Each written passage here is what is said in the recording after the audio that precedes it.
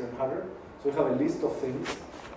We can like build insights, build snippets of wisdom on like what makes collusion easier, right? So we can try to see maybe where we should look, which types of markets collusion is more likely, right? That's the idea. Try to understand when it's easier for firms to cooperate to collude.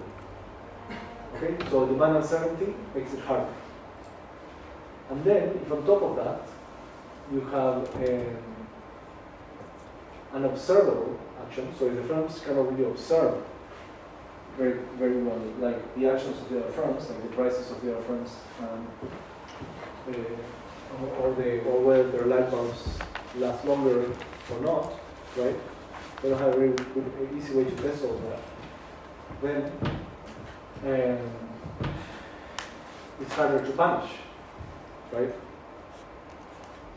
And especially, for example, in the case of demand uncertainty, you can have low profits. You see that your profits are lower, but you don't know if you should blame the other firm or you should blame the fact that maybe it was a barrier, right, for demand.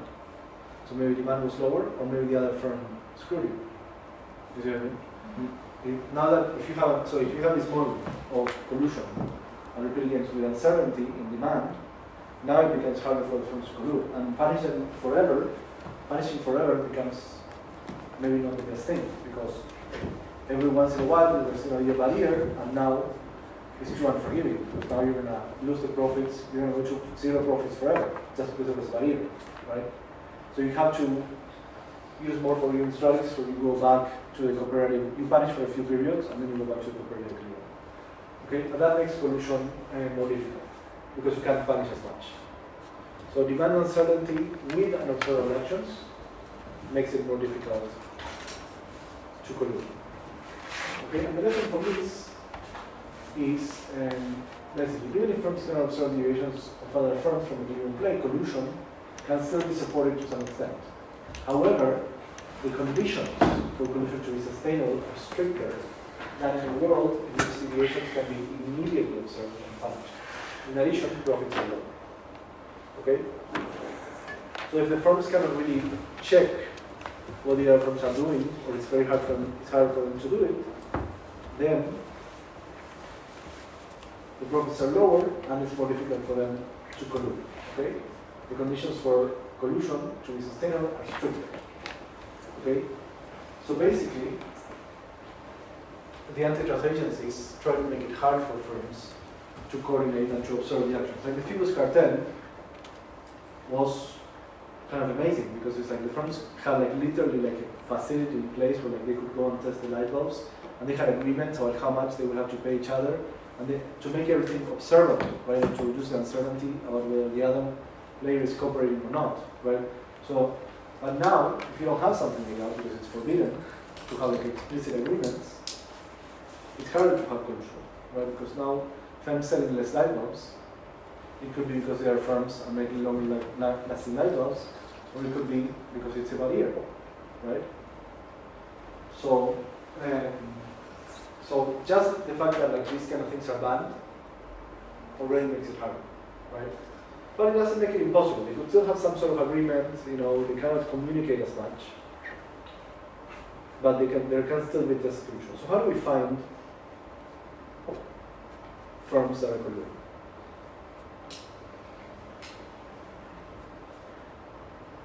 Detecting and finding collusion. Why do competition authorities mainly try to uncover explicit agreements such as price cartels if firms have other means to sustain collusion, right?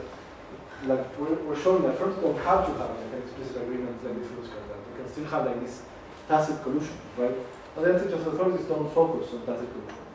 They focus on finding explicit cartels. Why? Because if you find explicit cartels, then the firms cannot share information, and without information sharing within the cartel, collusion is more likely to be feasible. Okay, the conditions for collusion are stricter. Even if it's feasible, collusion may not be supported over the whole time horizon, but firms may alternate between collusion and punishment phases, or a method in which they switch between a high and low price. Okay, communication is central to collusion, so thus it can be used to detect collusion. Collusion might be significant pieces of evidence, permanent records of meetings and or agreements, telephone conversations may have been tapped. Competition authorities have designed policies to encourage cartel members to bring evidence to the authorities by themselves. Looking at possible high price cost margins is not sensible. Okay? Basically, you think, okay, 4 methods of fake collusion. Is the first behavior consistent or not with properties of behavior that are supposed to hold under wide class of competitive models? Other structure rates in the first behavior. Does the behavior of suspected collusion firms differ from competitive firms' behavior? If only a subset of firms in the industry collude, they can be identified, a comparison can be directly carried out. Otherwise, one can resort to comparison across markets and across periods. Which model, competitive or collusion, better fits the data? So you think, well, how the antitrust agency is going to detect collusion, or to know whether there's collusion in a market? Let's say, I don't know, the market for trucks in the European Union. You could say, okay, well, we're going to do a model without collusion, right? Bertrand competition. We're going to estimate the structural model using new industrialization type techniques, or old industrialization type techniques, whatever it is. And then I say, okay, this is what the price should be if the firms are playing the compare and match, right? And then we're going to do like a repeated game, solve the model in a repeated way, and we're going to be like, okay, this is what the price is going to be if the firms are correct, right? And we're going to compare the two, and we're going to look at the price, and we're going to see if it's closer to the collusive price or the comparative price, right? Using all this high-tech empirical economics. No, you're not going to do this, because you don't know exactly what's the right model to model what's going on. Okay, you were like, okay, we're going to use differentiated goods per Trump. But there's so many complications, there's so many things that the model just not going to get. Right? So this is kind of it's a losing battle.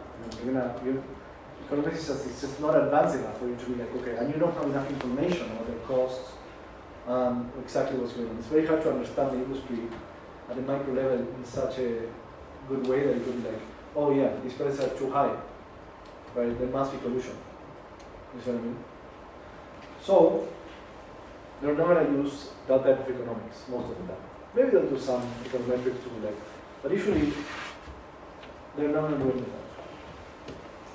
At least not at the beginning, at least not to detect whether there's collusion or not. They could use that if they know there's collusion, to be like, okay, to measure the damages from collusion. Then we use some econometrics to be like, okay, now that we know that there was a cartel and we have documents, and we know that the cartel started here and ended here, we're going to look at the prices before the cartel and after the cartel, and we're going to look at the prices in the cartel period to see how much the company needs to pay for damages to the consumers, right?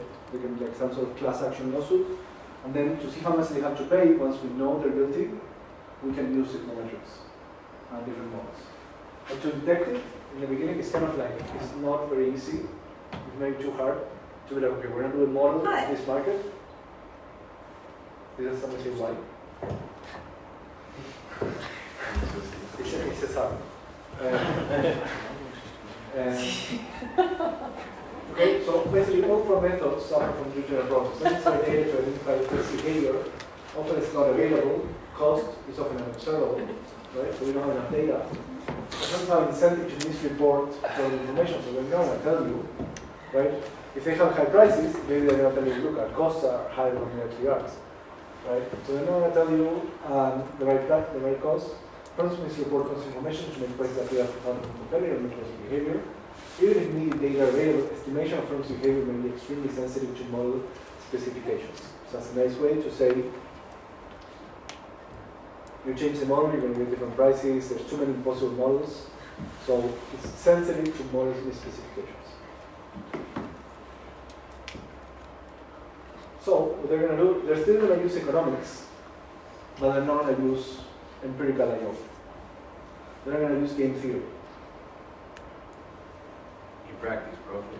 Sorry? In practice, when trying to identify collusion, they use game theory. They use game theory. Isn't that crazy? That makes sense. Yeah, because I think I've never seen like the empirical game theory. Well, I don't know empirical game theory. Well, here's the great stuff. They're not going to do empirical game theory. They're going to do theoretical game theory. That's to identify it, right? to identify the collusion. To identify the collusion, they're going to use game theory, but they're not going to use it the way you think. Using it the way you think in a straight way would be we're going to model the repeating game, and we're going to compare the repeating game to the Nash room, and we're going to see which one is more consistent with the data, right? So they're not That's- going to do that? But that's not what they're going to do. They're going to use game theory in the following way. We're not going to try to model anything. We're just going to use lateral thinking. We're going to use game theory and lateral thinking. We can't find the cartels ourselves because we can't just go get the data and find the cartels. So what we're going to do, we're going to make them report themselves. Okay. Okay, so we're going to do a law that makes it more likely that they're going to tell on each other. Right? Kind of like the prisoner's dilemma. Right? Where the prisoners are put them in different rooms. It's not that we're not even having different rooms. What we're going to do is we're going to have what's called a leniency and whistleblowing programs. Okay. Okay? So to obtain evidence for the existence of cartels and collusion, competition authorities introduce corporate leniency programs, reduce sentences for firms that cooperate with the authorities and provide evidence for the existence of the cartel. So a company that goes and is the first one to tell the government of the cartel is going to have a reduced sentence. It's like, okay, I was in a cartel, but if I tell you now, you're not going to punish me that much. You're going to find them more. Okay, so everybody has an incentive now. Now all the firms are in this game. This changes the game of collusion, right? Because before we had like just to see, okay, if I defect, they're going to punish me by like paying the Nash Clearum. But now I'm also thinking there's another game going on, which is if I don't go to the government, they're going to go to the government. I'm going to be screwed. I'm going to go to jail, and they're going to get a reduced sentence, right? And they're going to find my company like $1 billion, and they're not going to find that much, right?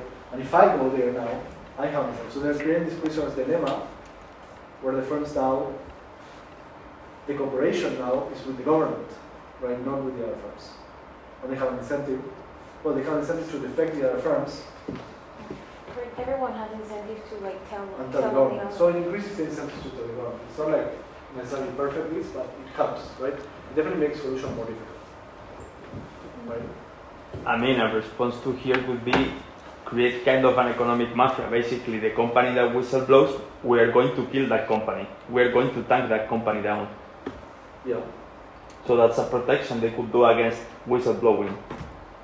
The companies. Exactly. Well, yeah, the companies could be like, we're going to punish you if you release. Yeah, exactly. They collude also on how to avoid anyone from whistleblowing. But Reverse that's- psychology. Right, the thing is, if you tell the government, I mean, if it is an industry known for like violence, you mean violently they're going to punish them? No, not violently, but basically tank. No. That's why I said an economic mafia, but commercially tank the other company. Well, coming from a Yes, but the country thing where is, they were already going to do that if you economic defect, right? Okay, but that's not going to work, and you'll see why. Because they were already going to thank you if you defect. But now if you defect, you get this additional benefit that you don't have to pay the fine, and the others do. Right? So, Yeah, they will So lose more than you, but you may lose more than. the threshold for sustained collusion goes down, Yeah, that's true. and that's what the government wants. It's like make collusion less likely. Now, yes, basically, okay, we would have to have firms be able to like punish more, but if they could punish more, they would already have done it before in the mathematics of like sustainable collusion. You see what I mean? We were doing. You see, I guess this. It's only the slides, the math of this. Okay, let's do the math of this. Corporate leniency, one reduce sentences for firms like and then whistleblowing programs are even if the firm, so the firm would be like the board meets and it's like, look guys, we think that they're gonna catch us, or we think that, so why don't we go and are the first and go as a company. We go and we tell the government as a corporation, okay? But in addition to that, you also say, okay, even if the company doesn't decide to tell the government, if one person in the company who knows about the collusion goes and tells the government, that person gets like a big reward, like $1 million or more, right? Because you were talking about billions of harmful consumers, right? So if you go and probably also the government may protect you. your company could do something bad to you, right? So if you're a whistleblower on a collusion case, like the government's gonna make sure that like you become wealthy as an individual, right? So that increases the cost of collusion for companies because it means that it has to pay everyone that knows about the collusion inside the company much more, right? All the time. Because if you don't pay them, they have an incentive to go to the government, right? So it's a big cost for the companies, the whistleblower program. You see what I mean? But you should If the government is going to pay you $1 million, right, and the company is paying you, let's say you're a board member of the company and you know the collusion, and the company has like 20 board members, right, and the company pays the board members, I don't know, $400K to be in the board. But the board members could also be in another board, right? If they get fired because they were whistleblowers, they could go to like another company and also make, I don't know, $300K, right? It's like there's a market for board members. It's not like they're going to be like unemployed forever. I mean, maybe the other companies don't want to have whistleblowers in their boards anymore. Yeah, maybe with a high enough they will incentive. find something to do. So it's not like, and then you say, okay, the discount percent value of the difference between what they're making as the board member versus the alternative that they will make, $100 million now, then they will give you, then you take $1 million. And also the difference in companies stress. pay you more. What the difference is? No, also you have to consider the difference on the stress levels because whistleblowing is 1 million. 1 million like that, you don't have to do anything more. Exactly, and You don't have to think that you're going to go to jail if they catch you. yeah, and also, for example, if you don't whistleblow, just that for gaining that $1 million, you're gonna have to still work endless hours every day for several years. And also remember that collusion, explicit collusion agreements are illegal and are punishable with jail. So first of all, we make it like if we catch you, you go to jail. But the companies are like, you're not gonna catch me, right? Because like, nobody's ever gonna know, so who cares? But then we're like, okay, and we also give incentives so that we will know. So you know that we are going to catch you, and then you're gonna go to jail. But if you see something, you might as well tell us. I give $1 million and not go to jail. You see what I mean? So this makes cartels stable, makes up existing cartels, and prevents the formation of cartels. Okay, so having explicit cartels is much harder if you have these types of antitrust laws, right? Well, you have the antitrust law that says cartels are illegal, explicit cartels, not tacit cartels, and then this basically makes it much harder, right? Then you have like guidelines that tell you, okay, we have these types of corporate leniency and whistleblowing requirements. What is the math of this stuff? I'll tell you what it says. It's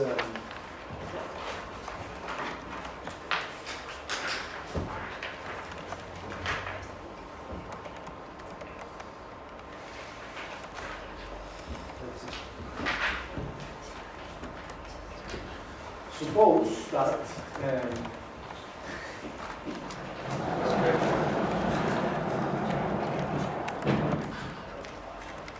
you have audits. So maybe the government is going to do an audit with auditing payroll.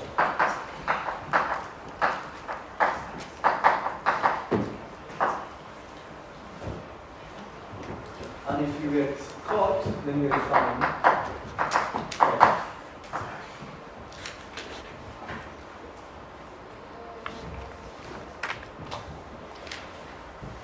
Okay, so now we are what's the value of cooperating? The value of cooperating is going to be the profits from cooperation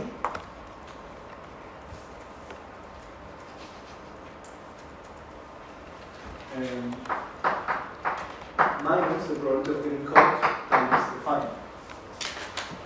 Forever, right? It reduces the profits, the expected profits, because now, I mean, just these potential audits. So you want the corporation and the fine, times delta, 0 equals 1 over 1 is delta times the profits from corporation minus hold on a second.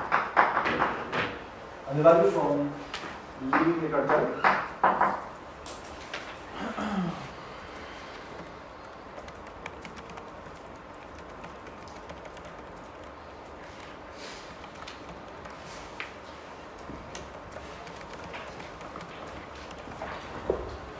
If there's no leniency program, then if you do the cartel, you're going to get fined because you, or you could get fined with some probability, right? You will get probability of deviation, profit from deviation minus rho itself plus delta times the Nash equilibrium profits, where like you're never going to pay fine because now you're not colluding. So this is the square. Nash, so it's equal to profits of deviation minus rho times the time plus delta over minus delta and Nash profits. But if the deviation with no collusion, you're not supposed to pay the fine, where are you including it as a cost? Sorry, If you are supposed not to pay the fine, if you speak about what the others are doing with the cartel, why do you put the fine with the prohibited fine in the second? well, if you deviate from the cartel, if you get caught here, we're still not in the Nash equilibrium. Let's say you still pay. Here we could also not pay, I guess, but Yeah, sorry, I was doing the revelation of that right this goes away, this can go away or be reduced with the leniency program. So here, if you deviate, you're still part of the cartel, but you're like deviating, but you're still in the cartel. So if you get caught here, you pay a fine. You stop paying a fine once you're like in the Nash equilibrium. Okay, so then basically, to look at the sustainability of collusion, you have to compare this with this, right? And the collusion is still is this greater than or equal to this. Okay? So basically,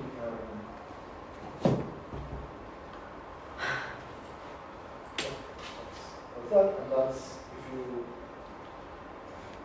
that's going to be delta over 1 minus delta times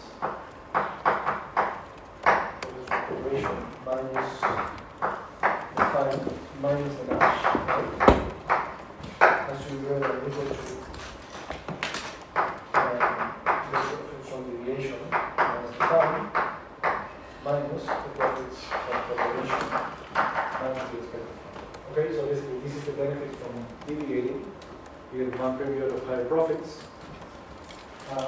This is the benefit from corporation because you get higher profits forward.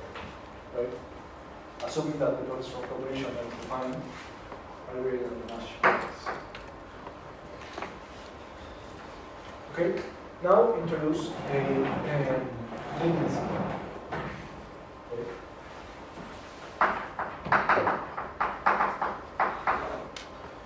Leniency program means your fine, if you go after the government, is going to be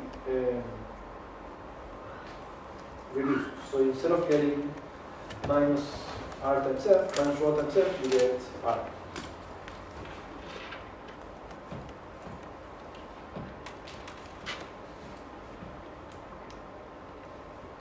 Okay, R could be negative or it could be positive. Okay, so leniency means we will reward R instead of getting fined. The reward R could be negative, it could be like we're still getting fined but less. Right? So I'm going to change this here. Instead of having this here, you're going to have plus R. Okay? So that means that this here is this part of this, right? And use effect, it's going to be phi times rho f, it's going to be pi d plus R. Okay, well, R could be negative, it just could be like a less negative than minus rho times f. Okay, so what's this going to look like now? It's going to look like delta minus delta times the profits from corporation minus rho times f times the profits from Nash to be greater than or equal to pi d plus R minus IC minus rho times F, right? I'm saying if you're going to defect from the cartel, first of all, you're going to play the strategy that gives you the highest possible profits with the defect. And also now you're going to tell the government that instead of getting minus rho times F, you're going to get plus R. You're going to get the reward, right? Or R.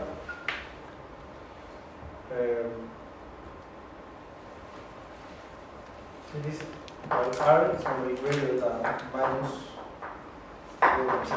You could have R less than 0 or R greater than 0. Could be that not only they fine you less, they could even pay you, or they could just reduce the fine. Alright. In practice, it's going to be more like reduce the fine. They're not actually going to pay you. Okay, but you get a reduced fine. Because you get a reduced fine, so that starts changing the math of cooperation. Right? Because the higher they are, the less likely that means that doesn't change. Exactly, you need that time. Cooperating is going to be greater than or equal to this. So that's going to increase the delta threshold. Right? It's going to make collusion harder. Okay? Very simple. So the government has something that you can put here to tweak the equilibrium condition for cooperation. Right? Basically, is that if you defect, we increase the payoff if you defect. Right? And make collusion harder. That's called the principle. Okay? And then whistleblowing is similar. Okay, the only difference is in whistleblowing, what's the whistleblowing? With whistleblowing, you also have like an extra cost of staying in the cooperative equilibrium. Okay.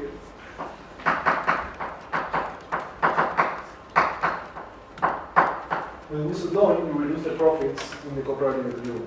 With whistleblowing, what that's going to do is to remain in the cooperative phase, you have to pay more than just rho times F. You're also going to have to pay your own workers, your board members, or whoever knows about the collusion. Suppose K people, K employees, know about the collusion.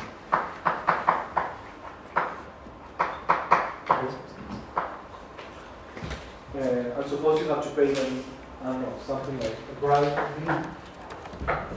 to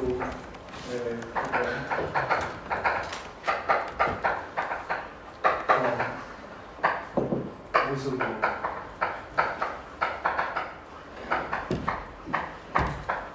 Now the way that's going to look is it's going to be delta, or minus delta times the profits from corporation minus rho times the fine minus K times E, right? It's like it brings down the profits from corporation, right? Minus by Nash. This has to be greater than or equal to the profits from VA minus rho times F. Or plus R if you also have the minimum and the whistleblowing, right? Minus the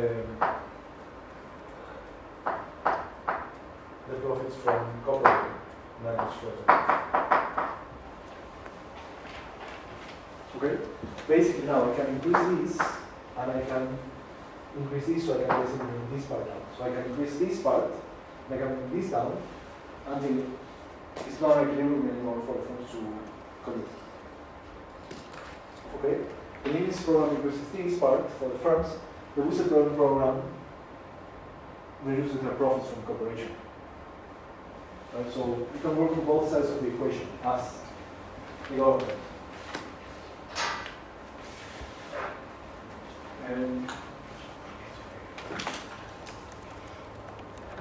Okay, basically that's how they found the violent cartel. Basically it was a whistleblower. Provided article 81, sorry, one of the firms decided to whistleblow. So it was like jointly the firm went and they got a reduced fine. For violation of article 81 of the community treaty, article 63 of the European Economic Agreement, 8 companies were fined for forming a cartel. Hoffman, LaRoche, and Vance were considered the joint leaders and institutors of the cartels. Aventis received significantly lower fines as the first company to cooperate with both the U.S. Department of Justice and the European Commission. So basically, Aventis told them, and they got a lower fine. Beer cartel in the Netherlands, before that beer brewers from cartel Heineken, Grolsch, Bavaria, and Inver. From the cartel on the beer market, the Atlantic consumer goods market in the Netherlands, coordinate prices price changes at the wholesale level, operating in two market segments, consumption on the premises, partial and hotels, coordinate rebate policies, market sharing agreements, retail, most supermarkets, market sharing agreements. In 2007, the European Commission filed the 3 leading Dutch brewers, Heineken and Grolsch Bavaria, a total amount of 274 million euros, operating its cartel at least between 1996 and 1999. Inver was part of the cartel providing essential information that led to surprise inspections and other evidence. Handwritten notes, proof of secret meeting dates. Okay, so basically Inver, send them in. Okay, they were like, I'm going to prove that there's documents that show that they had secret meetings and they had like these notes on how they were a new cartel, and the commission is the problem. Inver did not have to pay fines. Okay, so the cartel of 4 firms. These they fines, this one doesn't mean. Consider corporate release program, where corporate improves cartel reward. The condition for sustainable corruption becomes more stringent. Okay. Now here, right? You can increase the R. And this is the condition for sustainability of collusion becomes more stringent. Right? It's more difficult for this inequality to hold. Lesson. Reducing fines for firms which report incriminating evidence that the collusion, however, for some cartels and between authorities has to run sufficiently large for the world to investigate. This is the program complementation. Complements the corporate leniency program by granting possible reward to employees reporting incriminating evidence. Firms would have to bribe informed employees to prevent them from disclosing information. Collusion becomes less profitable and thus harder to sustain. Corporate leniency and individual whistleblower programs are complementary in the fight against collusion. Okay, so they both work together. One of them increases the benefits from defecting from the cartel by being reduced fine when you defect, because you defect and you go to the government. And the other one increases the cost, makes it less profitable to collude, because you have to bribe all your employees that know about collusion, not to use the law. Okay, great. Questions?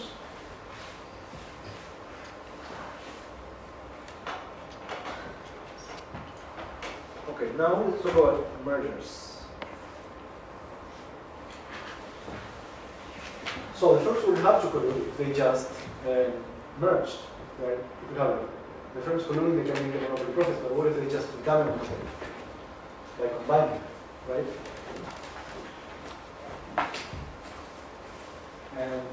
And then there's 2 types of mergers. There's horizontal mergers and vertical mergers.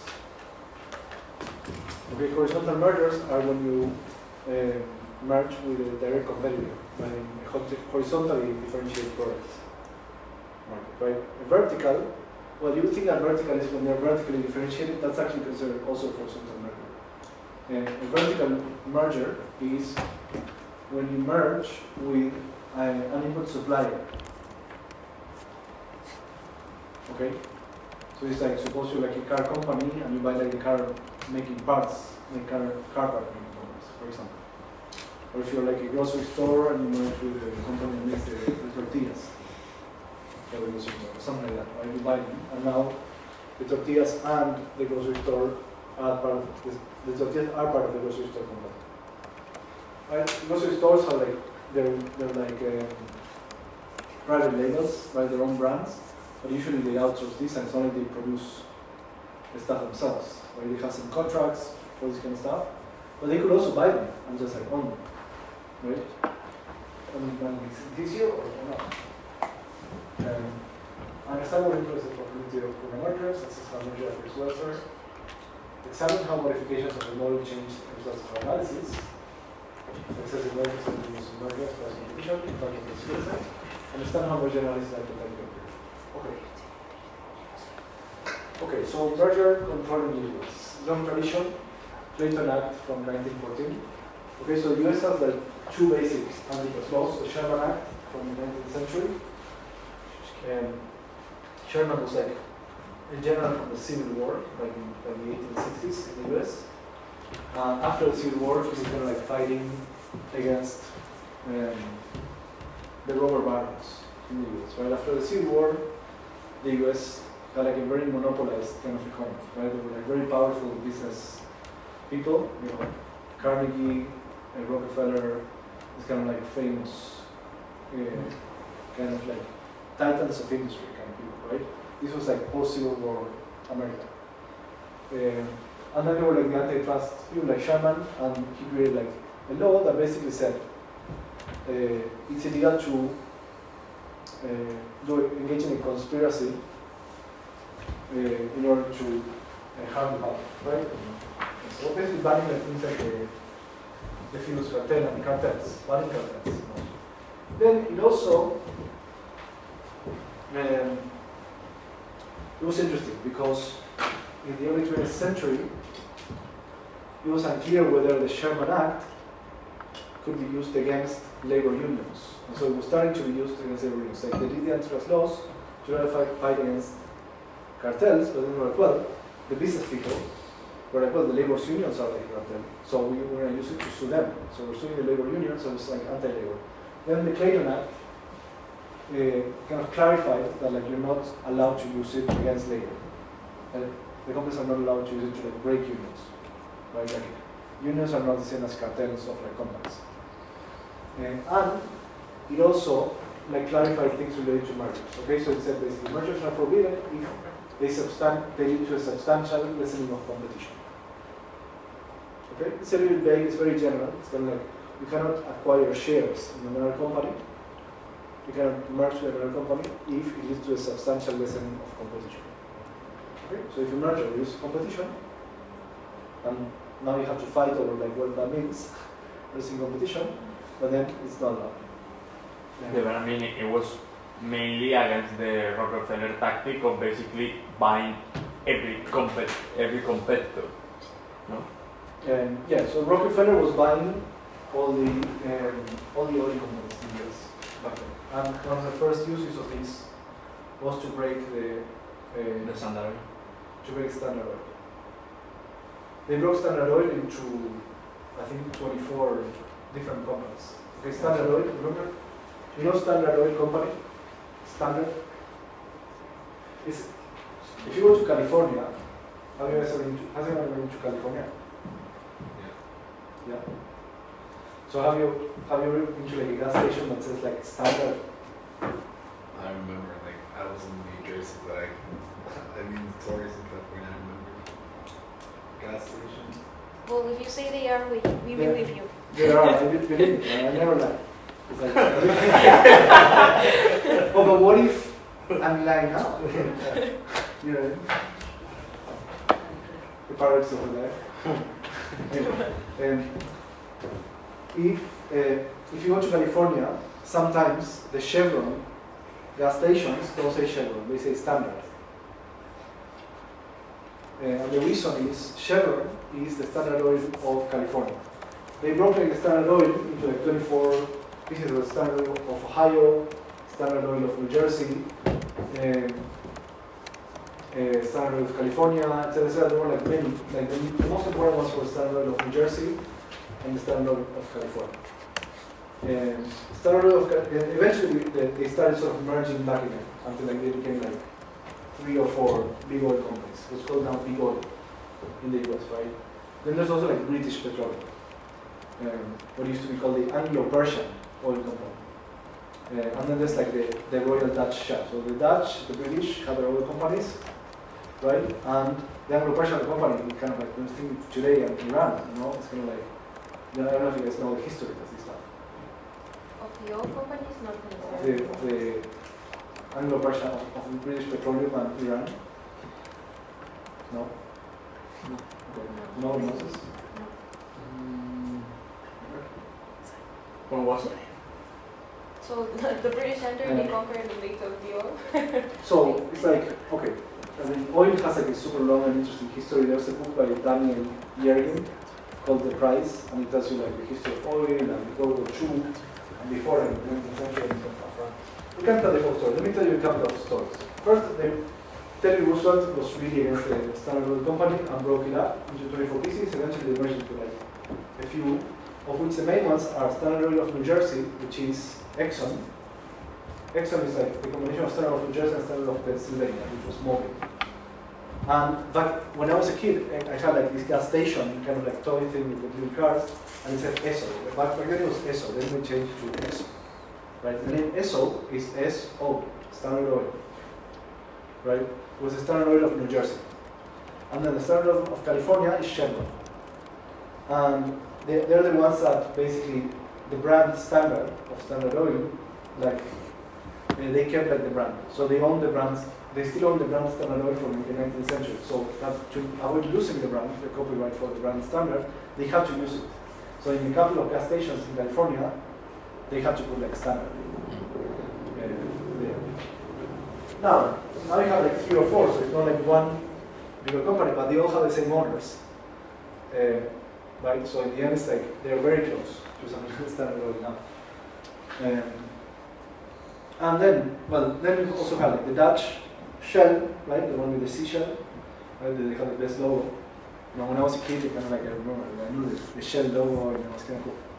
And then we have like, I think the game that I had had maybe I don't know if it was the Shell or ESO, the carrying there. And we have like the Anglo-Persian, which is British Petroleum, right? And the Anglo-Persian, Persia is Iran, right? The Iranians are mad because they say we're not Iranians, we're Persians, and we're not Muslim.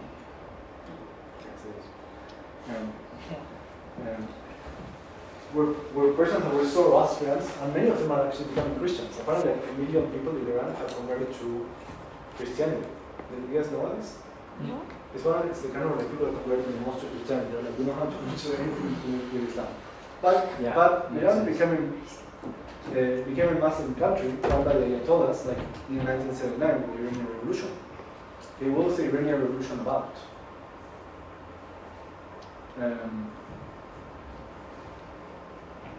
What was the Iranian Revolution about? 1979, Mexico shock.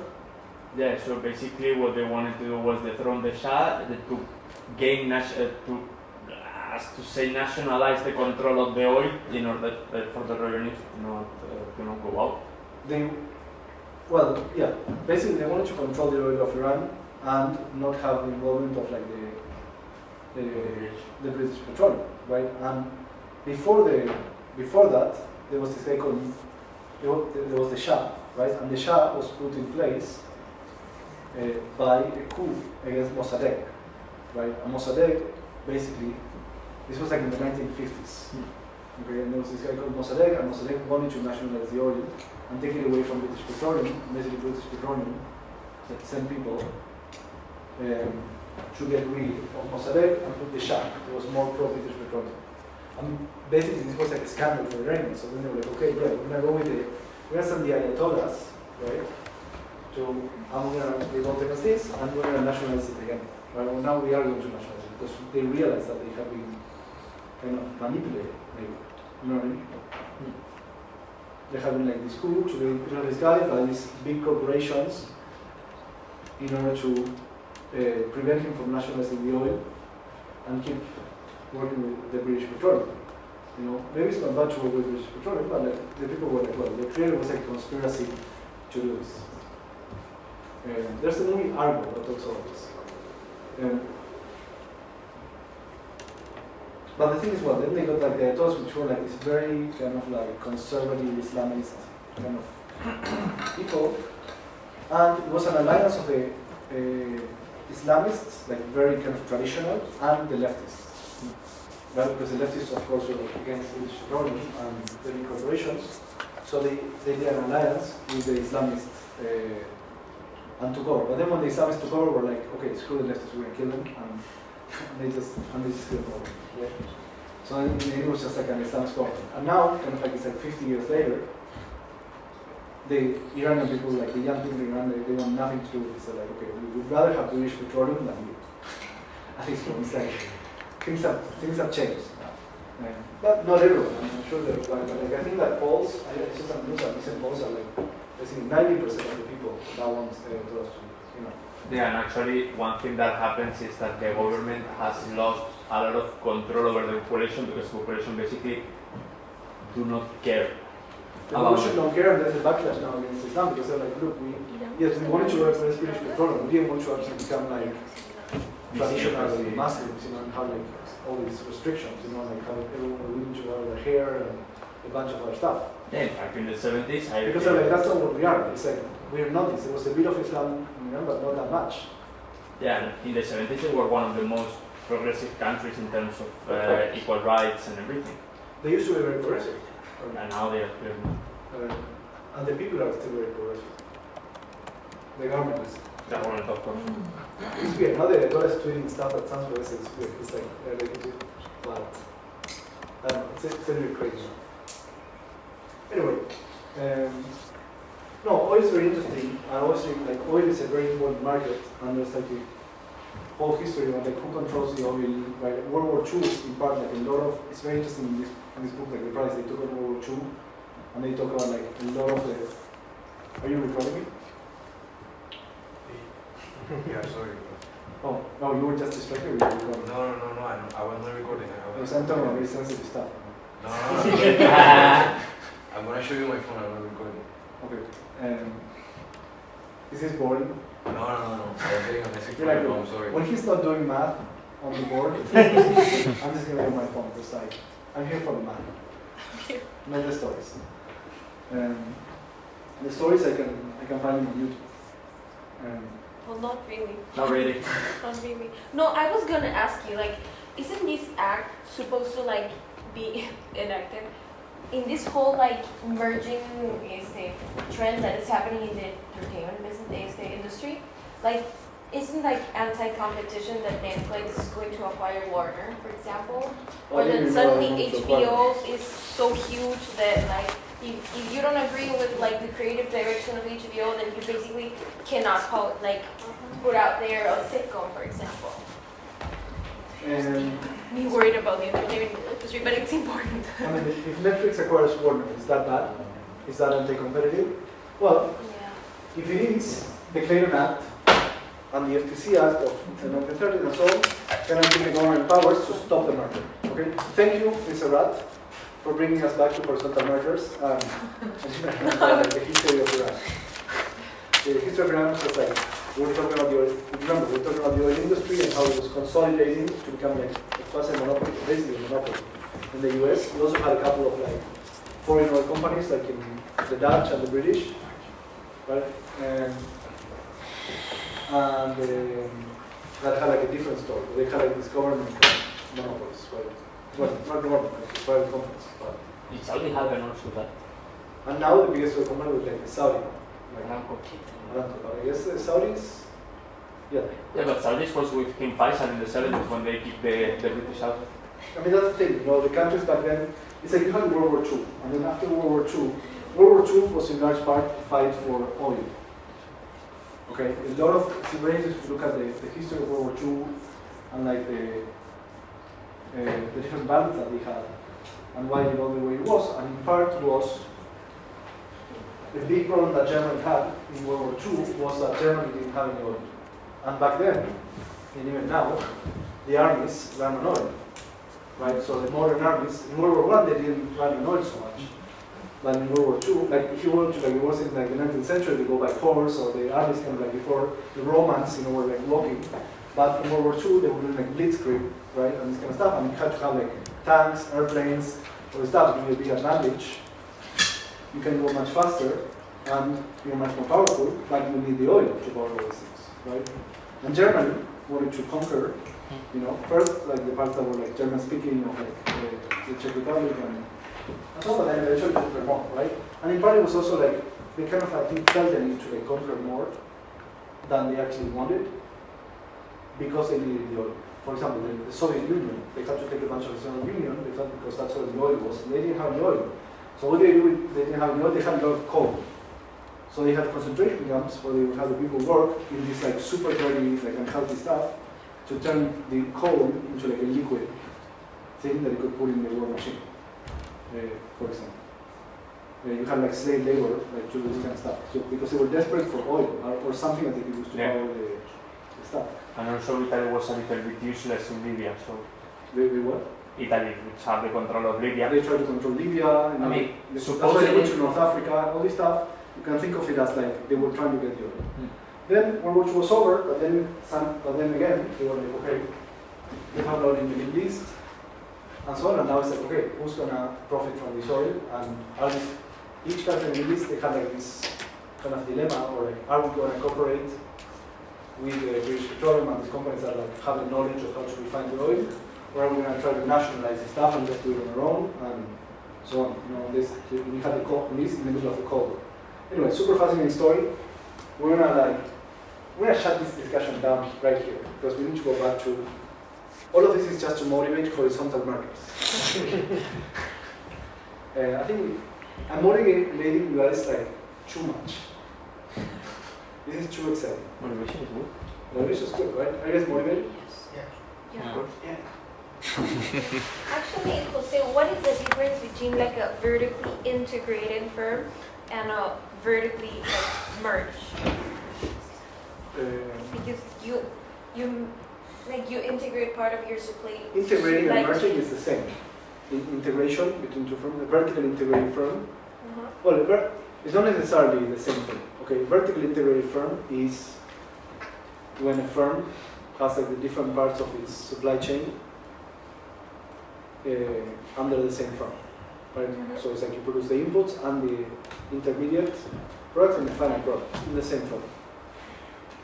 Okay. And you can achieve that through mergers, or just you can develop internally, like the vertical integration, the vertical integration firm. Okay? Firms have basically two ways to grow. They can grow organically, or they can grow through mergers and acquisitions. Right? If they grow organically, nobody's going to protest. Basically, it's not illegal to have a monopoly if you just achieved it by growing organically. Right? So, for example, Google has a monopoly on search almost. Right? Probably has like 90-something% share, but nobody can do much about it. At least not about that, because they just grew organically. Right? It's like they just were the best in search and people use it, and they never merged. Even Yahoo rejected the They did merge. acquire a lot of companies, but not exactly search, right? And it's not the Google search. But they acquired YouTube, they acquired a bunch of other companies that maybe help them retain the monopoly in search. Because in the end, YouTube is as a search engine for videos, right? But if you grow organically, in principle, it's like antitrust law tries not to punish winners, okay? That's reasonable. I mean, you don't want to have an economy where, like, okay, if you do too well, the government's going to come after you, right? That's bad. At least most people think so. I mean, it didn't used to be that way, actually. In the 1960s, antitrust was like, if you have a high market share, we're going to go after you. Right? Nobody can have a market share of more than 40%.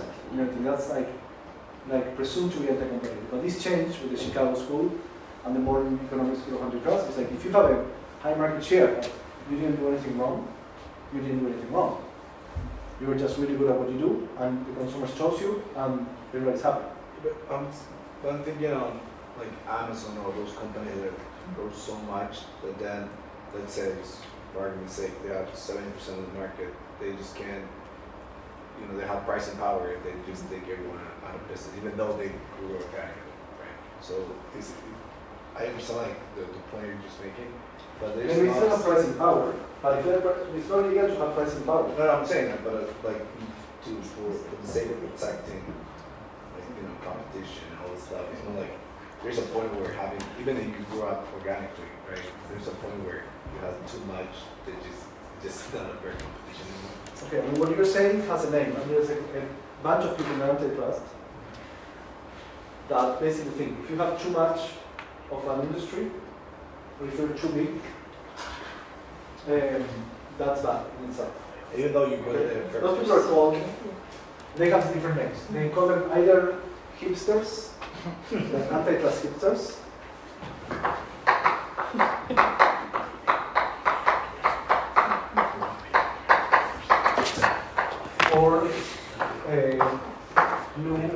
Brandaisians. Brandes? Okay, New Brandaisians. Where the name coming from? The New Brandaisians. Qué bueno. The New Brandaisians comes from Brandeis. You guys have heard of Brandeis? Louis Brandeis? No.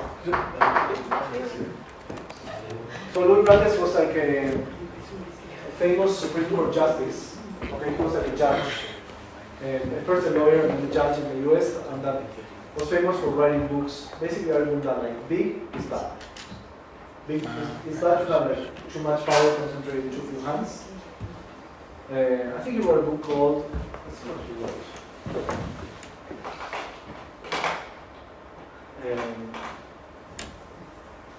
And the reason is, basically the New Brandeisians are like, look, we don't care about economic efficiency. Maybe you're the most efficient firm and you have like a 90% market share, but if you control a very important industry, that gives you too much power. And from a political point of view, that's bad. So it's not even about the economics of the consumers at some point. Okay? Louis Brandeis. Louis Brandeis.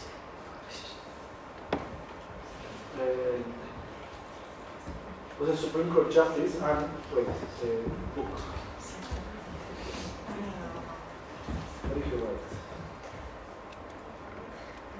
Alive? Ah, no, that's I think it was called like Money Trust.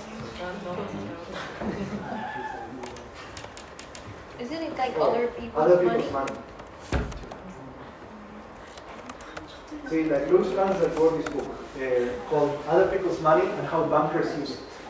Right? And he had like, it's like this with like JP Morgan, and he talked about our financial oligarchy, right? It was like basically saying like in the US have like this, like bankers cartel. The book was called Other People's Money and How Bankers Use It, right? By Louis Brandeis. Free online, you can read. And basically the idea is like, okay, you have like this oligarchy that's running like the US, and how the combiners combine, right? So illustration from JP Morgan. We combine, JP Morgan kind of combines the railroads and then the banks in the US, so interlocking directors, like the company have like directors in common. Serve one master only. Okay, I don't know. It was like fluffy. Fluffy. This was like this kind of like, I don't know, kind of like. Fluffy? But man, it was interesting. Kun disagrees. I'm just confused. Big men and little business, right? So it's like you have the big bankers and like the little business struggle because they don't give them credit, because people compete against the big companies Yeah. that the bankers own. The curse of bigness. Okay, that's the branded stuff. So that's why these people like to say that the kind of like communist stuff that you were saying. Sorry, joke. I call that the New Brandeisians. Okay, because they basically try to follow in the like neo-Brandeisians or New-Brandeisians. They try to follow this kind of line of thinking of like Brandeis and this kind of like anti-corporate, anti-big business, right? You know, Americans have like this type of people, right?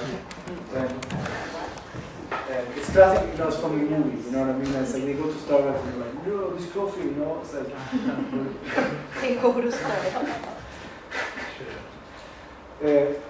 you know, it's what they call hipsters, right? And they don't care about economic efficiency. And they don't care if like, Google is like doing well because like they do a good product. And you know, these people are never gonna do anything in their lives, you know, for other people. They're just like they just like to feel good by kind of like hitting at Google when Google's providing amazing services for the world, right? I mean, that's maybe there are some. You could be like, well, Google, look at how powerful they are. And then you could also be like, well, so what? They became powerful because they do good things for people. And power doesn't come on its own, right? You get powerful if you do things that other people value. Jose, what about the case of Meta? Does that is that an example of like horizontal merger? Meta. Well, like, Meta WhatsApp buys, yeah, because they bought WhatsApp, for example. and Facebook. Yeah, that would be an example of a horizontal merger. And these companies, they grow organically, but don't get me wrong, they also bought a lot of little companies that could be their potential future competitors. Okay. So it's not true that they also just grew organically and are just doing well because and they're just big because they're doing just good things. They also bought a lot of competitors, right? But then you could say, okay, it wasn't bad that they bought WhatsApp.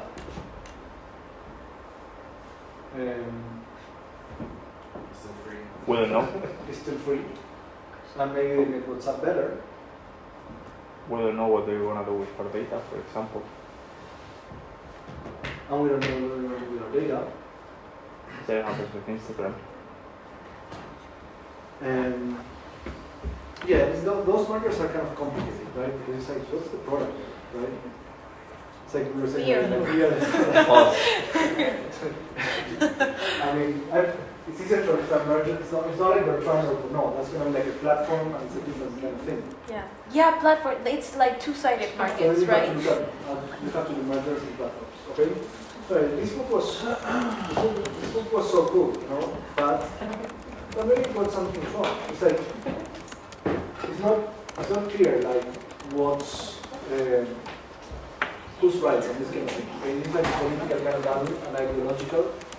And it's like, okay, you have this and like, okay, the big companies are terrible, you know, they're too powerful.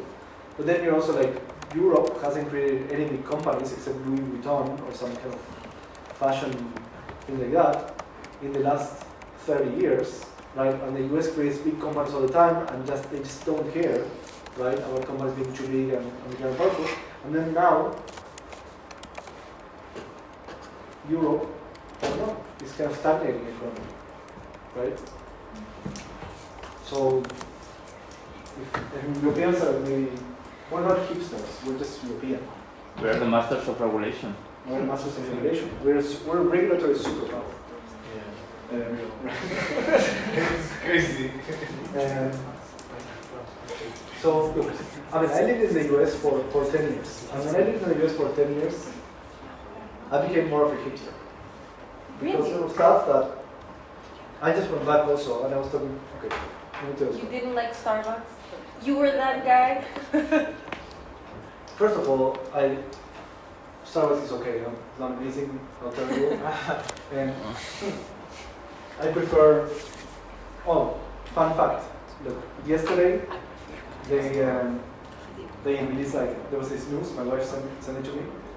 They released like the list of like the top 100 cafes in the world. Oh, okay, nice. And the number one, Bangladesh. That's Colombia. and the rest, but no, really, not the origin of the product, the cafe. And which Establishment. one's the best? Budapest. Yeah. Do you know where the best cafe in the world is? Budapest. See? Brazil. Puerto Rico. In Asia. Bro, Costa Rica has great coffee too. I mean, I'm not saying like Costa Rica has like the great coffee ranks, but No, but he's Cafe referring to Art the coffee Cafe. shop. The coffee place where shop. you The best coffee shop? The cafe Uh-huh. shop. Yeah, yeah. Let me There's see. like the 100 best. Okay, that's a different Okay, so I don't understand anything you're writing. Let me bring it on that. Coffee You're shop. trying to read it. Best Café Paco. coffee that's shop. experience. Vienna. Why do I feel like it's more in No, Vienna? it's in Bentonville, Arkansas. I've been there. In donde? In donde? Where? Where, bro? Oh, Vienna has Bentonville, Arkansas. It's on Onyx. What is Arkansas? Yeah, Did you say? Kansas. Arkansas. Onyx. ¿Qué pasa? So, Onyx Coffee Lab. I've been there. Ah, is that They have the Voy a name of desarrollar un Pokemon. complejo por tu culpa. It's like, Onyx Coffee we Lab. went to, it's like we went to Yeah. Bentonville, I don't know, what's Arkansas. that? I'm gonna go there. Uh-huh. Bentonville, Arkansas is the hometown From the of US. Walmart. Yeah. Oh. Okay, it's where Walmart started, right? Sam Walton. Mm. They were in Bentonville, Arkansas, it's like in northwest Arkansas. And now it's a very kind of like bumping place because of Walmart there. And we went to northwest Arkansas like a few years ago, and we went to the Walmart Museum and a bunch of stuff. And we also went to the cafe, and I was like, wow, Bentonville, yeah, they're doing really well. You know, like this cafe is really good. And now it's like the #1 cafe in the world. I didn't even know. Ah. Sorry. What type of coffee do you say? Where the coffee comes from? It's just coffee, I know. I mean, but like, No, but you have like different it's just blends. coffee. It's not just coffee. That's you being Yeah, New I'm saying Yorker. coffee can be different depending on. Yeah. You can have different roasts. No, of course, I agree. Like, You can like, ¿cómo se llama? Moler? How do you call it? It's not blend, it's moler. Finishes his book. This guy was like, he was such a lawyer. I mean, Yes. we must break the money trust, or the money You know trust it in will French, break us. It's true. The Interstate Commerce Commission sent its report on the most disastrous organization regs on the New Haven Railroad. And these directors were young men whom the confined public recognized as magicians in the art of finance and wizards in the construction, operation, and consolidation of great systems of railroads.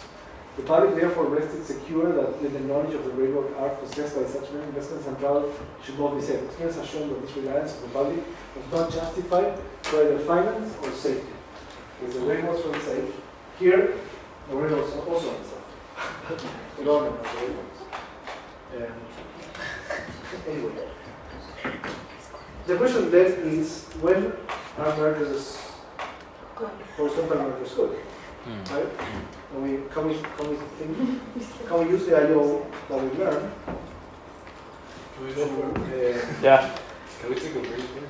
Oh, yeah. Yeah, we think about it. And I was just thinking, since I'm just telling you stories and laughing stuff, you know, and this sort of stuff, like, do we even need a break? What is it? So let's come back at like 1:30 and we'll go for an hour. Okay, great. And then we're done. vámonos. Okay, merging firms might want to merge, not because you want to increase market power, but because the merger makes them more efficient. Okay? Usually you could have a plant that is not doing well, or a firm that's not doing well, right, because it doesn't know how to do things. And then a firm that's doing better, it's natural that a firm that's doing better is going to tend to buy the assets of the firm that's not doing well, and run them more efficiently, right? If these guys are better at running things than these, it's pretty natural that that would happen, right? So mergers are going to tend to have efficiency gains. Okay? But I guess the issue is like, you first have to ask yourself, okay, is the merger going to be profitable?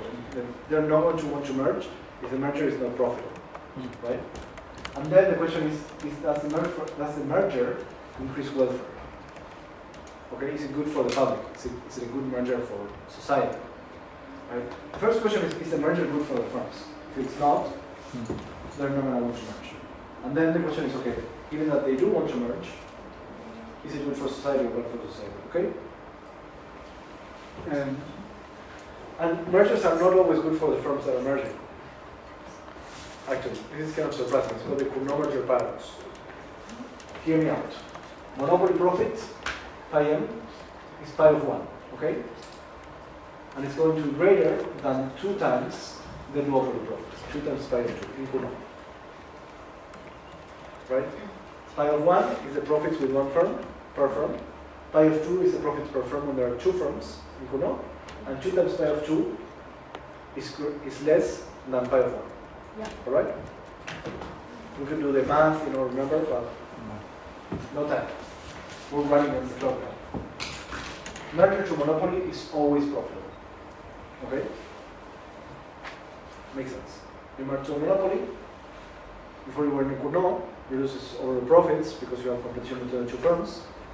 Then the merge to a monopoly, overall, that's going to be worth more than 2 times the profits, than the overall profits under Cournot with 2 firms. Okay? Great. For mergers, which fall short of a merger to monopoly, the issue is less clear-cut. Compare profits at the post-merger and the pre-merger equilibrium. Suppose constant marginal cost and no synergy effects, no cost advantage for the merged firm. So basically, the merger is equivalent to buying a firm and closing it down. You see what I mean? So you have 2 firms, now you have 1 firm. That's good if you're merging to monopoly. And suppose you have like 10 firms in the market.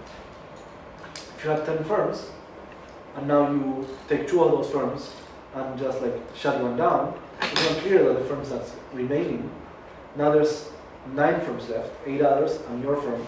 It's not clear that that is better than having 2 firms with 10 firms. You see what I mean? And actually it's not in Cournot. Okay, so if you consider a single merger with two firms, the other firms in the industry will always gain from the merger. Okay, if these two firms merge, all the benefits from the merger are going to the other firms because these ones are paying the cost of becoming just one firm. It increases the prices of the margins in the industry, and the other firms don't have to merge, so they don't have to go from 2 to 1 and divide their profits by 2. So their profits go up, but it's not internalized by the two firms that are merging. You see what I mean? And so they create positive spillovers for the industry, but they don't get to internalize those positive spillovers.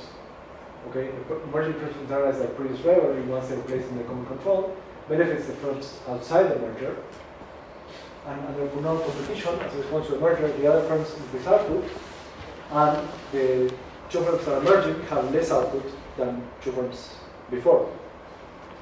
So you have less output, higher prices, but the less output is much lower. And if you have 10 firms, and then you go to 9, and now instead of having two firms, you have just one. You see what I mean? Yeah. And so therefore, if you establish the firms of merging firms, under Kuhn competition, mergers of two firms are likely to be profitable if the market is fragmented, but they are more likely to be profitable if the market is concentrated.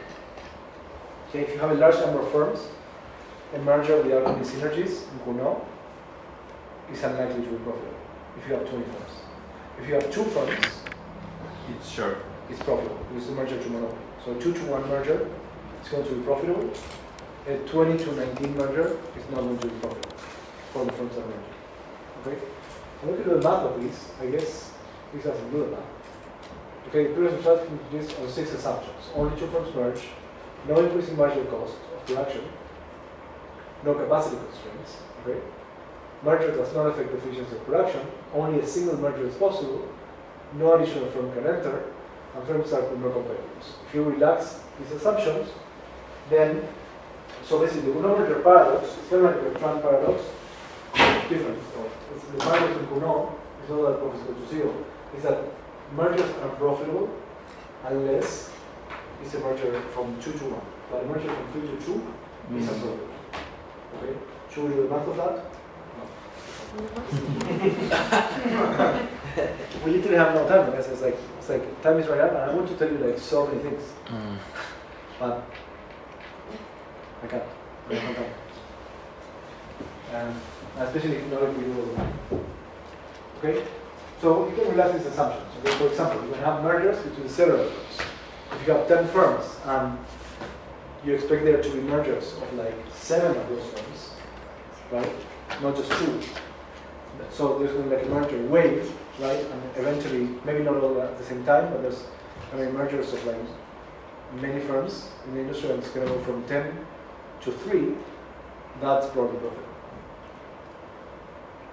Okay, much more likely to be profitable than if you just merge 2. So if you consider mergers in waves rather than individual mergers, they're more likely to be profitable. Okay, profitability, it depends on two opposite forces. By internalizing previous rivalry, the merged entity loses quantity, thereby increases profits, but outside firms react by increasing their quantity, which reduces the profit of the merger.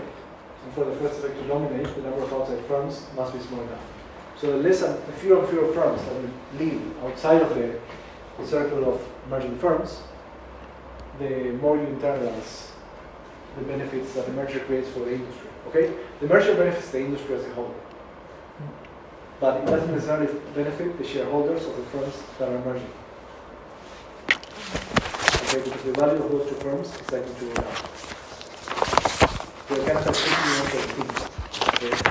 So they're merging, reducing the competition in the industry, but they before had 2 firms and now have 1 firm. Okay, if no, that's not very profitable. Okay, well here you do have the math. And you can take like the Kuhn model with the linear demands, marginal cost, no synergies, n firms, k of which merge, and solve for like the threshold of k as a function of n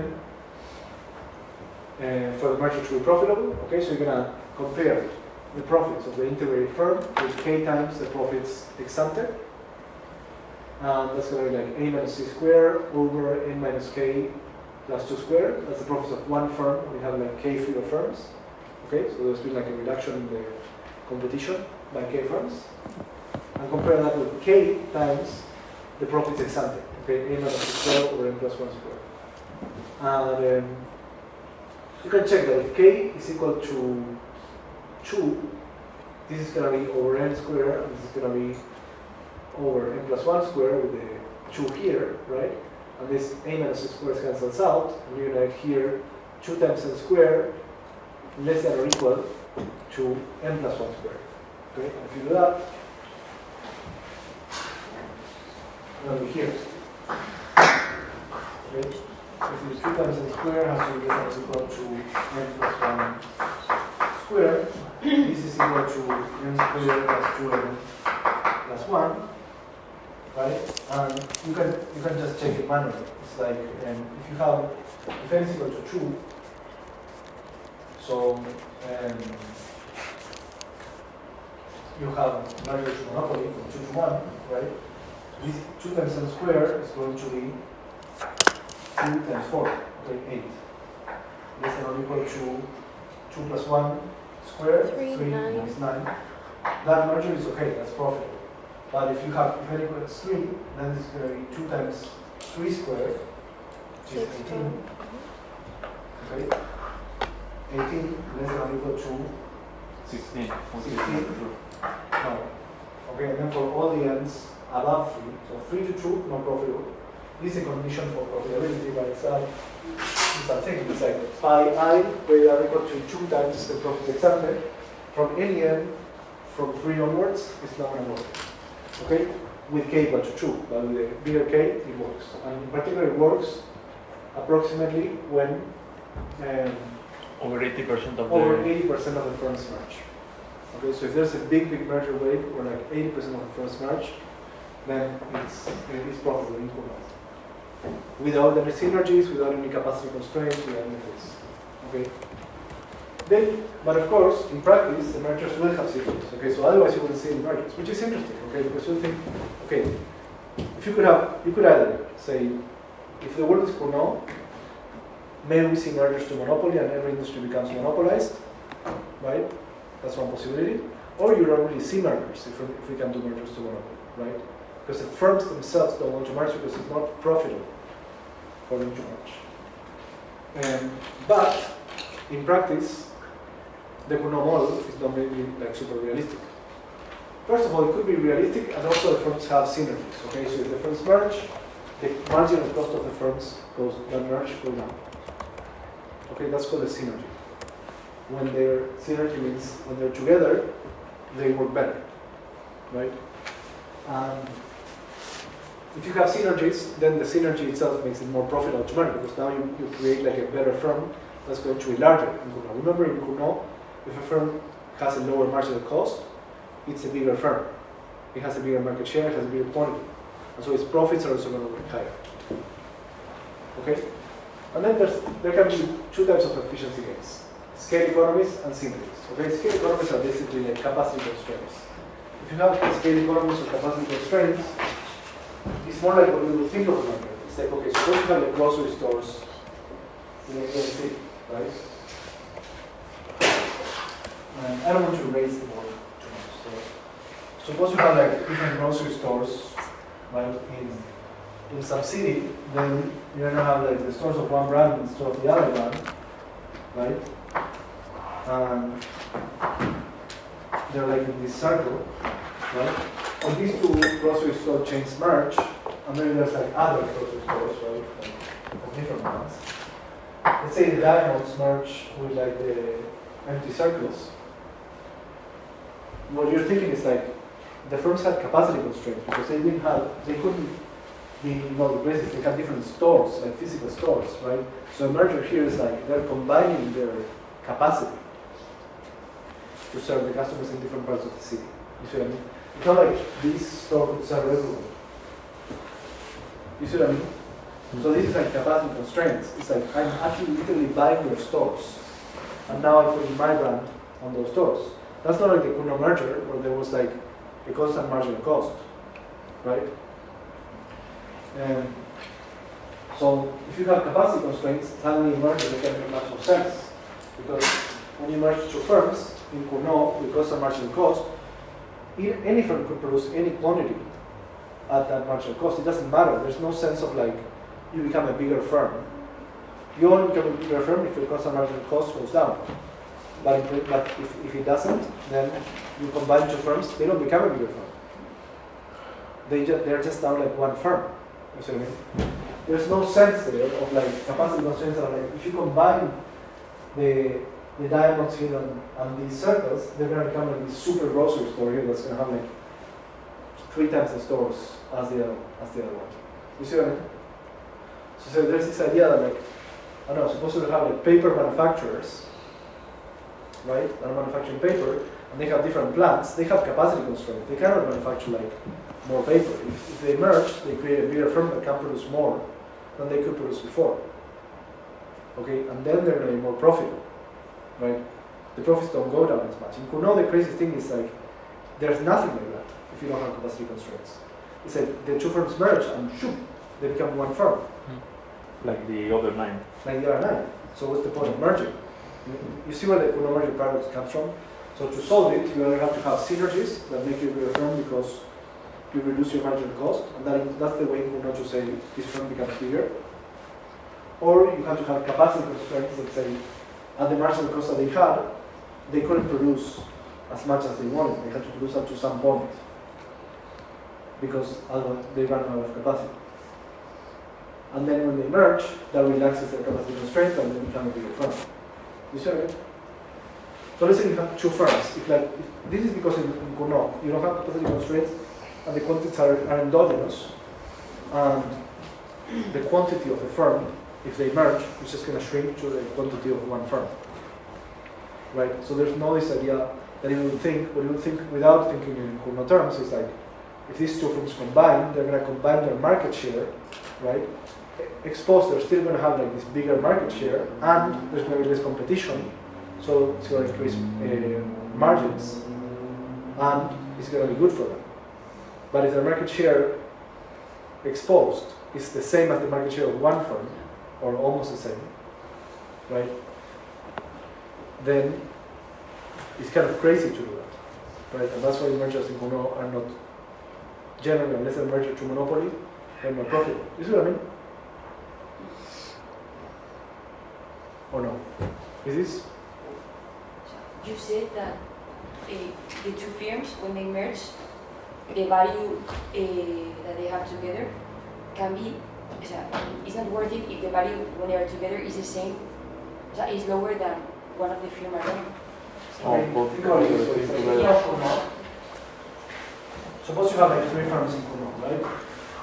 So exactly the market shares are going to be like this, right? Now suppose these 2 firms say they want to merge. Then in Kuno, symmetric, same marginal cost doesn't change. What's going to happen? Same as this, right? What happened here? Now these 2 firms became one firm, and the market share went from 66% to 50%. You see what I mean? This is symmetrical now. Because this firms merge, it's not like we keep, it's not like now they're going to be this big firm that has like 2 slices. They're going to have one slice, a bit bigger because now there's just 2 instead of 3. And they're going to have just one slice. So if you have like 5 slices here, right? And 2 of these slices merge, they're not going to have this super slice. They're going to go to 4 slices, and they're just going to have 1 to share between these 2 firms, right? So the value for the shareholders of going from these to these, and it's going to be negative, right? So profits, overall industry profits go up, but they get like a smaller share of this, right? So here they will be 2/5, and here they will be 1/4. Right, 40%. We go from 40% to 25%. Between the 2 sets of shareholders, right? Here they go from 66.667% to 50%. They're losing a lot of market share. Right? But if you have capacity constraints, then this doesn't happen. Because then, these are like, well, now we have like all of the capital, right? We have all the machines and the stores. Now we have double the stores. So we still get like our 40% market share. And there's less competition. Because now we're competing against each other. So now it's profit for the shareholders to say this. So if your market share is just like proportional to how many stores you have, if you buy all the stores of the other competitor, and your market shares are going to be like the same as before, and your margins are going to go up. That merger is going to be profitable. Okay? So that's the illusion for why capacity constraints tend to make mergers, Kuhn mergers profitable. Okay? You see what I mean? Capacity constraints give you this idea that like if you combine two firms, they don't just become one symmetric firm. They become a bigger firm.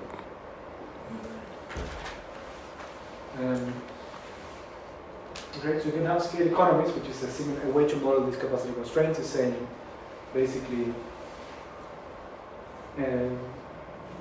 when you have a bigger firm, that reduces the marginal cost. So if they combine okay, let's see. Merged entity has now access to a combined productive capacity of the merging partners. As such, each firm owns a certain amount of capital. In some firms merged, the merged entity owns the combined capital stock. Each firm's marginal cost increases linearly with that firm's output. The larger the firm's capital stock, the lower the slope of the marginal cost. Okay? Basically, it's like if you had a Cobb Douglas and they're combining the capital, right? And you have a variable cost like labor, you will get something like this. Okay, the merged entity has a lower marginal cost curve than either of the constituent firms. So basically, the merged entity has to have an advantage because they merge.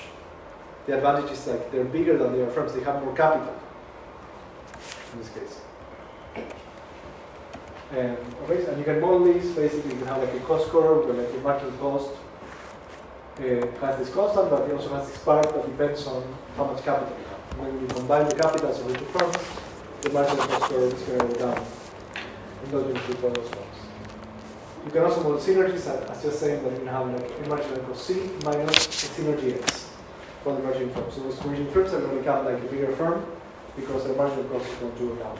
So we have different ways of modeling this idea that the merged firms become like a super firm. They don't become like a symmetric firm. Exposed. Professor, so the effect of the merger is in some way quadratic, so it's non-linear in the cost. And the merger, in the Coulomb merger paradox, the merger has no effect on the cost. It doesn't affect the cost at all. There's no synergies, there's no capacity constraints, there's no economies of scale. If you introduce those, then you do this idea that this is Coulomb merger paradox, right? 3 to 2, 5 to 4, those are unprofitable, right? But if you have these capacity constraints or scale economies, these two firms now going to have lower cost, they're not going to 25% market share exposed. They're going to get bigger share because they're going to become more efficient. You see what I mean? It's just a way of saying it kind of wouldn't make sense for firms to merge unless there's some physical benefit to merging. It's not just about increasing market power. Okay, which is interesting. Because you would think, okay, if you're the antitrust agencies, you're like, okay, firms come with a merger, and the first thing you think, if you're like a hipster, you're in this hipster mindset, and you just read Brandeis, like the Money Trust and the bankers, and how they're like monopolizing the economy book, you're gonna be like, oh, again, these firms are coming to merge because they want to screw consumers over, right? And the firms are like, what are you talking about? No, that's not what we want to do at all. You don't understand. If we merge, we're gonna get all these efficiencies. I mean, we're merging because this firm was going bankrupt because it was really bad, and we're a much better run firm, and so we're going to buy them in order to make it better. And now it's going to have a lower cost, and actually combining the forces actually going to get economies of scale, and the overall cost is going to go down. It's going to be good for everyone. Otherwise, we wouldn't be doing it, because if the merger were a profit, if the merger didn't have any synergies, it wouldn't be profitable for us to do it. Because we would be reducing our market share overall for a firm, and we will use it, we will profit. And when two firms merge, the size of the pie, the market share when they are together increases, or they are the same. Like, I mean, the market share of the firms in the best scenario. is going to change after the merger. It's not fixed, okay? It's like you could make like a table of the market shares, of the graph of market shares of the industry, right? Like, okay, and one of the firms have 50% market share and the other one 25%. Could be like, okay, if they merge, now they will have a 75% market share. But the Cournot model shows you that's not true, right? In Cournot, suppose they were symmetric firms, and they all have like 25% market share, and you have 4 firms, you have 25, 25, 25, 25. If you merge 2, you don't get a firm with 50% market share. You get a firm with 33% market share, okay?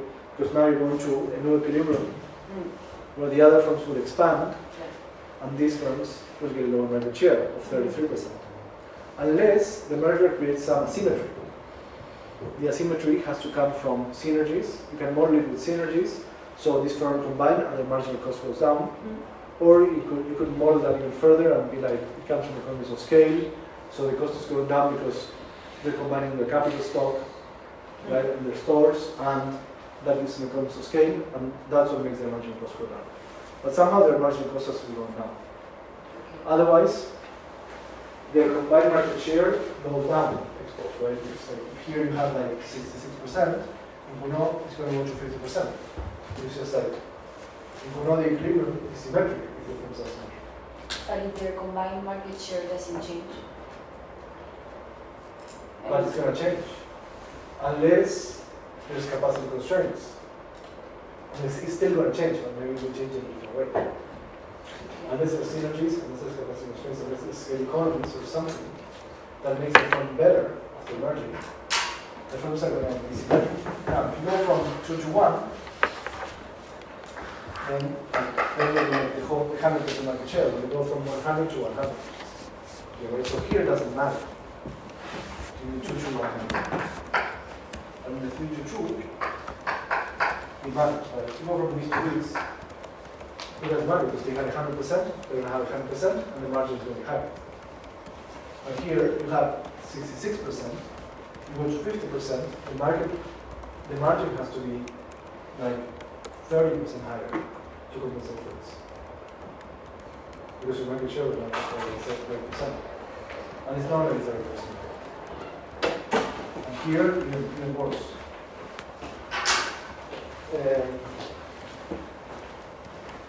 Okay, does it make sense? Basically, in Cournot, if you have like the classic Cournot model, mergers are unprofitable unless they're mergers.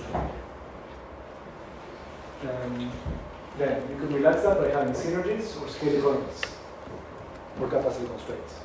Something that makes the firms asymmetric and captures the idea that 2 merged firms are not the same as one pre-merger firm. They're like a bigger firm. Okay, it's like I'm from A and I'm from B, and if we merge, we're going to be a super firm. And we're creating like a mega firm, and that's going to make us, and we're going to stay big because we're going to have a huge advantage over the competitors. And that huge advantage could be a synergy, could be that we have more capital stock, more machines, more stores, and that's all. You could also have, I don't know, you could model this with labor, having like long-term contracts with employees and a network, with like your labor relations, and be like, we're gonna have like double the employees. The factory capital could be human capital. Okay, but somehow the firms have to be getting bigger in some physical way. Otherwise, if they don't, if it's Cournot, cost and marginal cost, you're just gonna have that. That's the Cournot merger paradox one. Okay. Jose, sorry. Market share here is measured by the amount of sales. By the amount of? Sales. Yeah. Sales. Yeah, by the quantity. Quantity. Well, yes, sales revenue is quantity times price. But here the price is the same for everyone, so it's the same. Yes, yeah. Okay, so that's the question of whether mergers are really profitable. Then the question is like on we can use this reasoning to say, okay, are the mergers going to be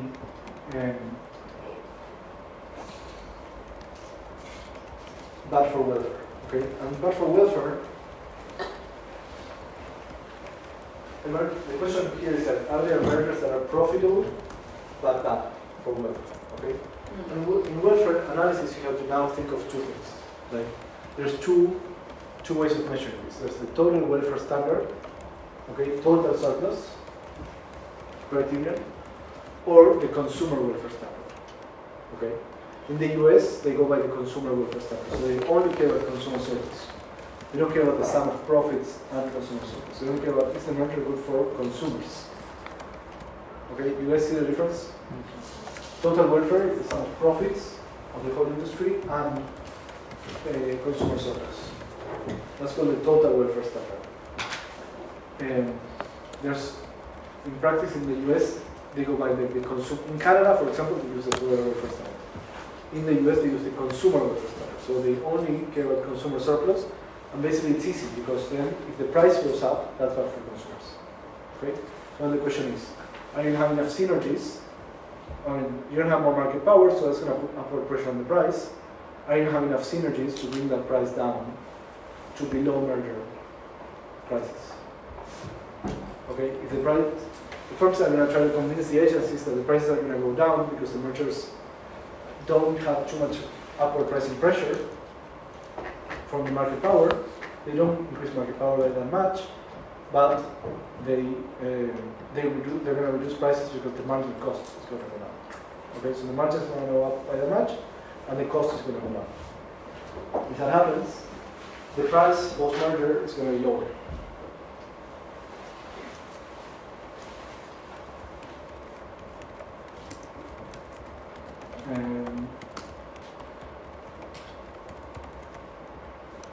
Okay, so basically, you allow the merger if the change in welfare under the total surplus criterion, under the consumer surplus. If the change in welfare, which is the change in consumer surplus, plus the change in the merging firm's profits, plus the change in the other firm's profits, is greater than zero. Okay, there's going to be an interplay between competition reducing effects of mergers and the potential efficiency gains in mergers, the synergies. The merger can increase total surplus if the efficiency gains are large enough. Okay, that's called the efficiency difference. Okay, you're merging and blah blah blah, but for increased market power, bankers control the world, whatever. No, we're merging because it's going to make it more efficient. And it's actually going to be better for everyone. For example, there was the AT&T and T-Mobile merger in like the early 2000s, and it was a 4-to-3 merger, so there were like two big players. No, there was AT&T, Verizon, Sprint, and T-Mobile. And Sprint and T-Mobile wanted to merge. These were very several iterations in this market, but one of them was Sprint and T-Mobile wanted to merge to compete against AT&T and Verizon, which were like the big mobile phone companies in the US. Right? We'll be like, well, it's a 4-to-3 merger, so that's generally bad. We don't like that. So you're going to reduce competition in mobile phones in the US by merging two of the players in a market that has only 4 firms. How could we allow that? Well, the defense could be, well, you really only have 2 big players, and these firms, T-Mobile and Sprint, nobody likes them because they're smaller and they suck. But if they were together, they would be able to compete, they would lower their cost and increase their network in a way that they would be more efficient and they would become a better company. And now, instead of having 2 big players plus 2 players that nobody cares, you would have 3 big players. So actually it would be better for everyone. You see what I mean? Better for consumers. So that's an efficiency difference. That's an example of like an efficiency difference. You see what I mean? Or for example, you could have like an ice cream company, like Ben and Jerry's, which is produced by Unilever, and he wants to buy like this little gelato company, right? It's producing gelato, but it's very small, and people like it, but it doesn't have a good network to distribute the gelato, right? So you could say, look, we're gonna buy the gelato. The gelato doesn't really compete that much with Ben and Jerry's because it's for different type of people, like gelato and Ben and Jerry's. So it's not going to increase market power that much, and now we can bring this gelato to everyone and put it in every grocery store in America, right? That's also an example of an efficiency defense. Great.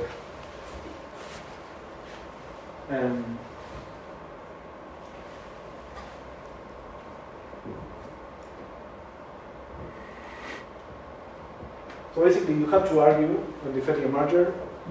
Well, you don't have to do anything. You don't have to defend mergers. But if the firms are defending a merger, they have to argue that the market power is not going to increase that much, and that there's substantial efficiencies.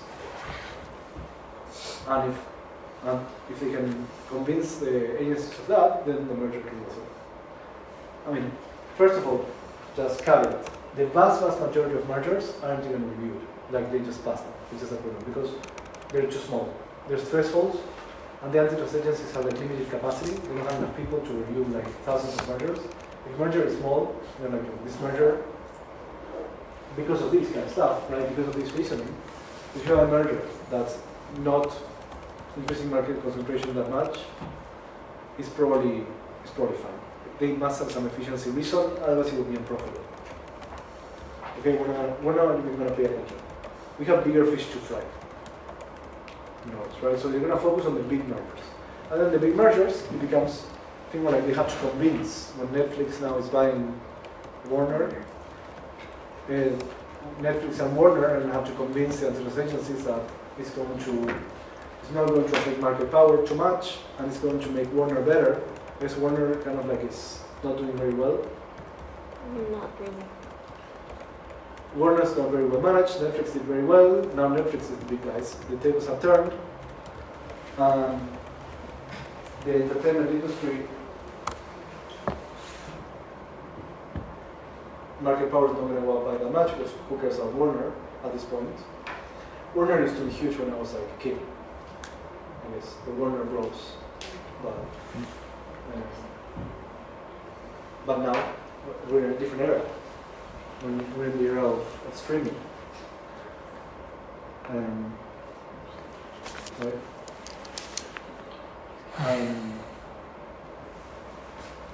Yeah, I don't know. I mean, I'm not going to say whether it's a good merger or not. You have to look at the facts and like evaluate how much it's going to increase concentration in the entertainment industry, how much that will increase market power, depending on how differentiated the firms are, and how closely Warner competes with Netflix. And then Warner and Netflix are going to have to convince the antitrust agencies that, I guess in Europe they would call the competition authorities. They're going to have to convince the antitrust agencies that it's going to be like a valuable kind of cooperation between them, right? For the public. So like they're going to be able to create better shows together than they do separately. In this case, yes. Or create shows for lower. They're probably not going to be like. I mean, the price of Netflix is not going to go up because they buy Warner, right? The price of movies produced by Warner is probably not going to go up.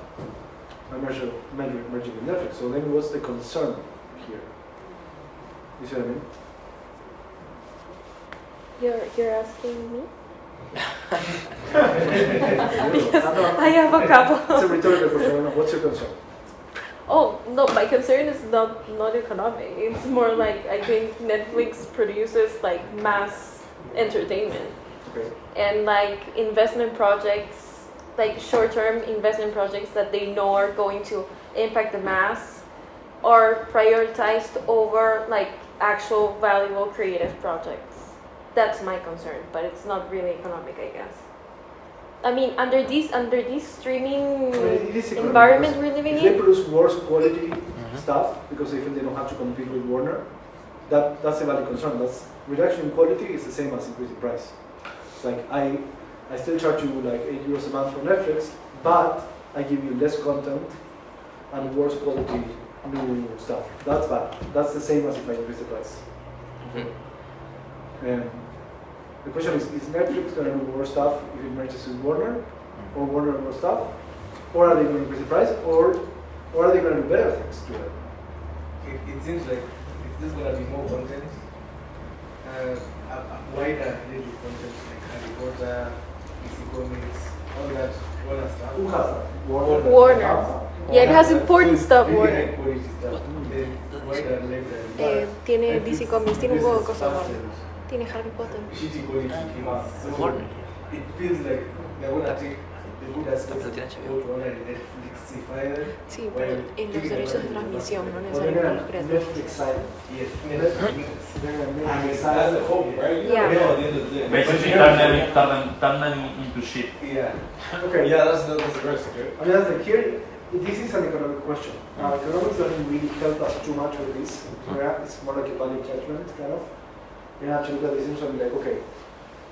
But I think the trade-off here, it seems that is this. It's like, if Netflix buys Warner, the benefit from this is now you're going to get all the great stuff that Warner has done historically on Netflix. Right? So you're going to get more Warner stuff on Netflix. That's great, right? Because now I'm going to go on Netflix and I'm going to be able to watch the DC universe movies, right? Great. This is good. But the concern is, well, they were doing great things because they went on by Netflix. Exactly. That's my point. Now that they're on by Netflix. Huh? And the movies just. Now if you're It's on by like Netflix, Disney. It's like Disney buying everything. It's like stop buying stuff. Star Wars, the Like- movies, the first ones that came out after Disney bought Star Wars, were compared to the old ones, at least. Yeah. See, you're not gonna have Star Wars if Netflix buys. You're not gonna have that. Like, and it's not actually, you gonna. could say this. You could say that the fact that Warner was doing high quality stuff forced Netflix to put a limit on how low the quality could go with Netflix, because they knew that they were competing with like people still could buy some really good quality films, right? From Warner. But now if we buy Warner, we can like make Warner really shitty, and now we can keep doing the shitty Netflix stuff, right? That would be the big concern. It's that because you could think basically the question is Netflix could be doing this for two reasons. It could be doing this because it realizes it doesn't have the quality and it wants the quality to have the quality. Yeah. Right? It was like we're buying Warner because we're going to learn from them and do like the great Warner stuff. Right? That would be the good argument, because then you're going to get all the good quality stuff in Netflix, and Netflix is going to keep them. Why would they make them do bad quality stuff, right? Like the Furious Cartel, it would make the Lighthouse worse. Until the Warner stuff, you're not allowed to do saturated movies anymore, right? Because they're competing too much with their Netflix content. But does Netflix really want to do that? Wouldn't they want to have like great content in Netflix? I mean, I would think that Netflix probably would prefer to have the best. In the end, they're competing with Amazon Prime, they're competing with Disney, they're competing with Apple TV. Apple TV is nice. I like. In the end, Netflix I like. realizes that to compete with Apple TV and Disney and stuff, they need better filmmakers, and they're buying them by buying Warner. And they're gonna combine like the distribution network of Netflix and all the subscribers that they have, and provide them with like all the high quality stuff in order to compete with Apple. Right?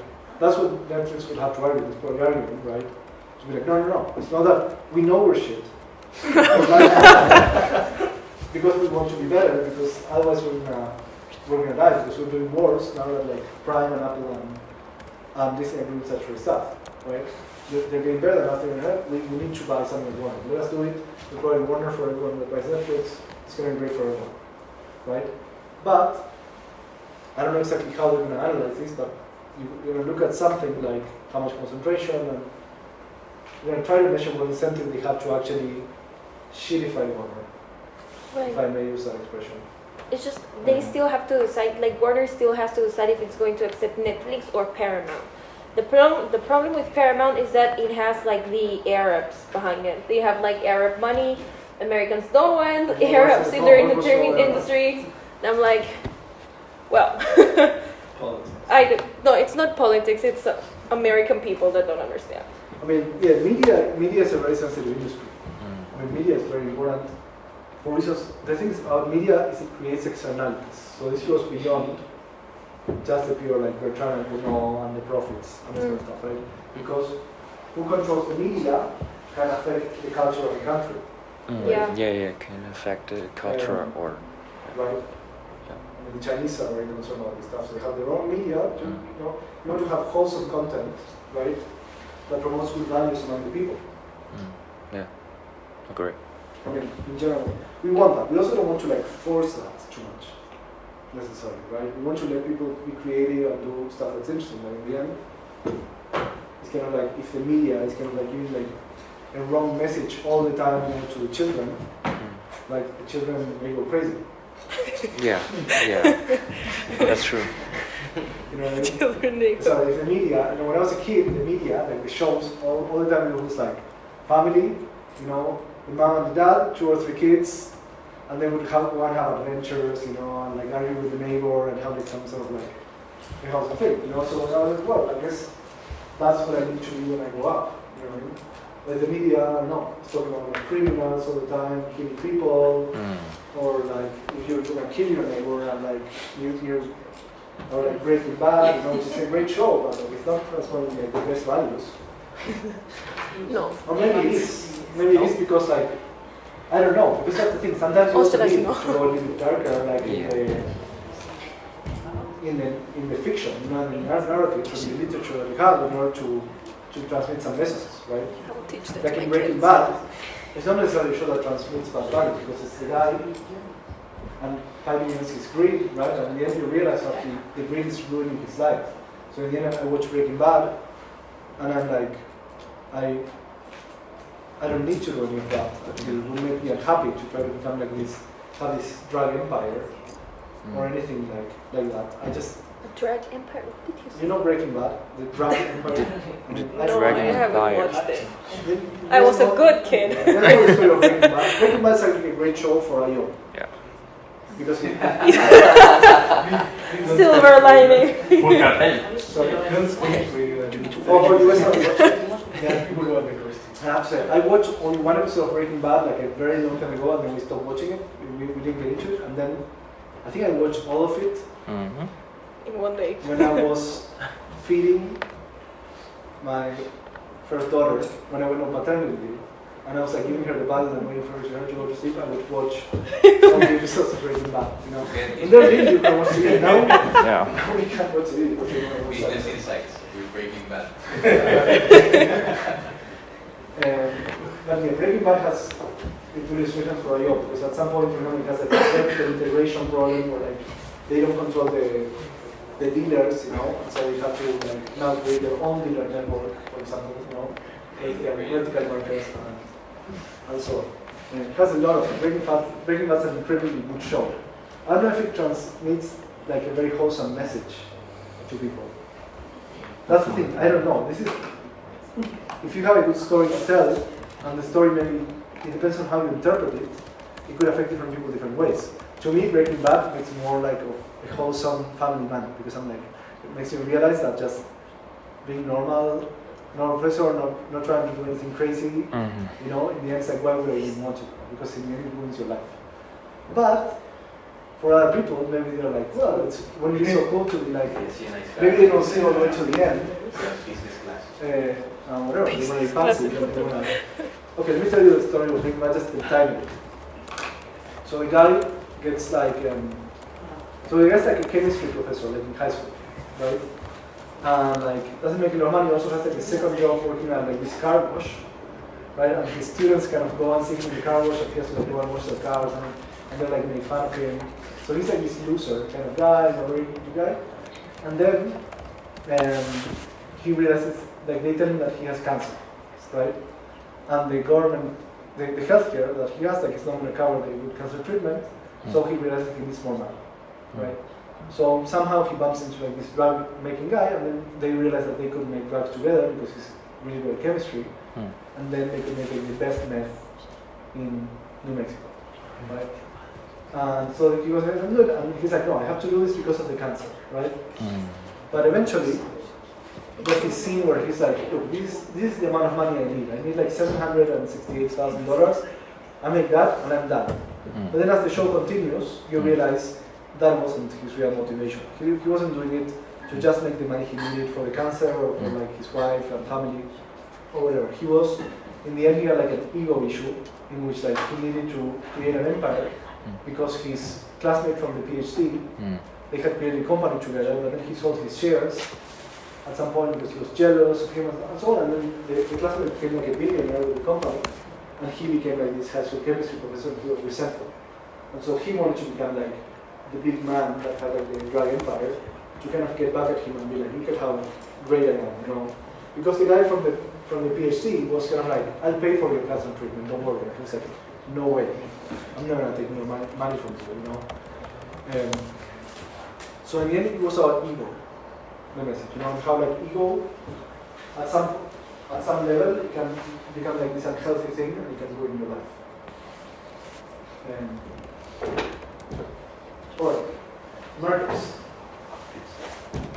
Synergies. Great. Efficiency, defense, creative brain, welfare, as of Kuna mergers. Okay, this. We're going to have to skip some stuff. Consolidation in US airline industry, Delta and Northwest not to merge, other rumors of mergers. United Airlines and Continental American Airlines executive declare mergers were conditional on one another. Okay, so this is like, if you do more than, this is an example of like doing more than one merger at a time. Then it becomes more profitable, right? So the airlines were like, we're going to merge, but only if the others also merge. Okay? You can do that? I mean, how doesn't take a lot of coordination? Like, well, I don't know. I guess they were talking about it. That's not really collusion necessarily, you know, in the classic sense. So maybe I guess they could do it. Price competition is different from Cournot. Okay, so this is another way to break the Cournot paradox. Basically, it creates much stronger incentives to merge because price competition, remember, drives your profits down like to zero. And if you have differentiated products, it will be less, but it's still much tougher than Cournot competition. Okay? So if you have differentiated products, you can think of these as a model in which like one firm that has like a particular like set of brands buys the brands from the other firm. Okay, so they're going to expand because they're going to have more brands. You see what I mean? So that's not going to like, be like it's a way to break this. Suppose if you're like Coke and Pepsi, right? And you have like the brands of Coca-Cola and the brands of Pepsi. If they merge, now they will have like all the brands of Coca-Cola and the brands of Pepsi. The market share is probably not going to change that much because some people still like Pepsi. And some people still like the Coca-Cola. And then all the other products that we have, right? The Nestea or whatever, on the business.